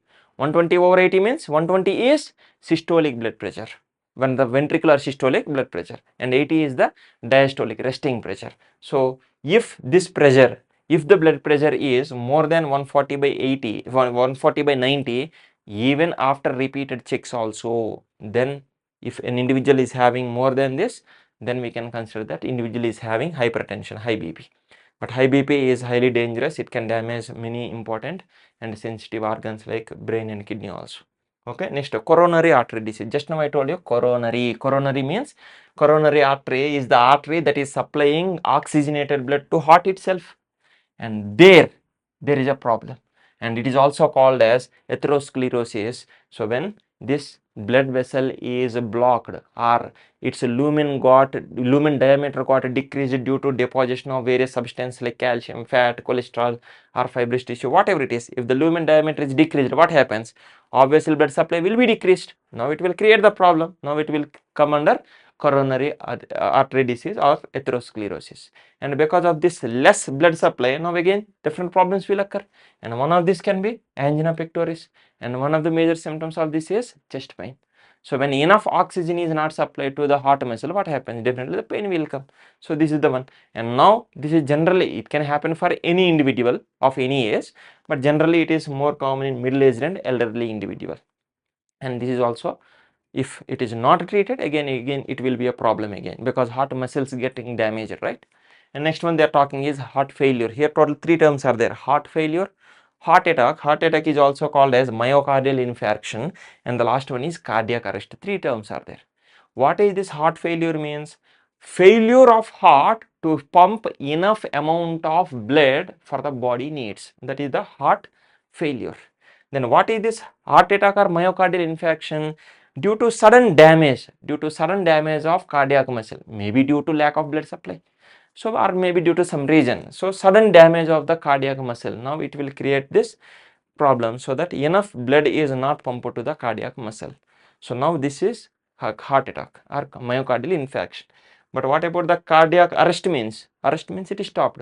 Heart beating itself is stopped. Now these are the different things, and they are having different problems. Now you can simply go through this information, okay? And this heart failure is also called as congestive heart failure, because in majority of the cases the major reason is congestion of the lungs. So these are the some points that they have discussed in this particular chapter, and some other important related points we have discussed in the regular part also. Those who are still interested, so you can go through that regular videos also. Clear? With this particular part is completed. Before concluding, I am saying once again, the videos are available on YouTube and also on our Live Prep app, but test series can be given only through the app. Okay. Thank you so much, my dear friends. In the next lecture, we will meet with a different chapter. Thank you.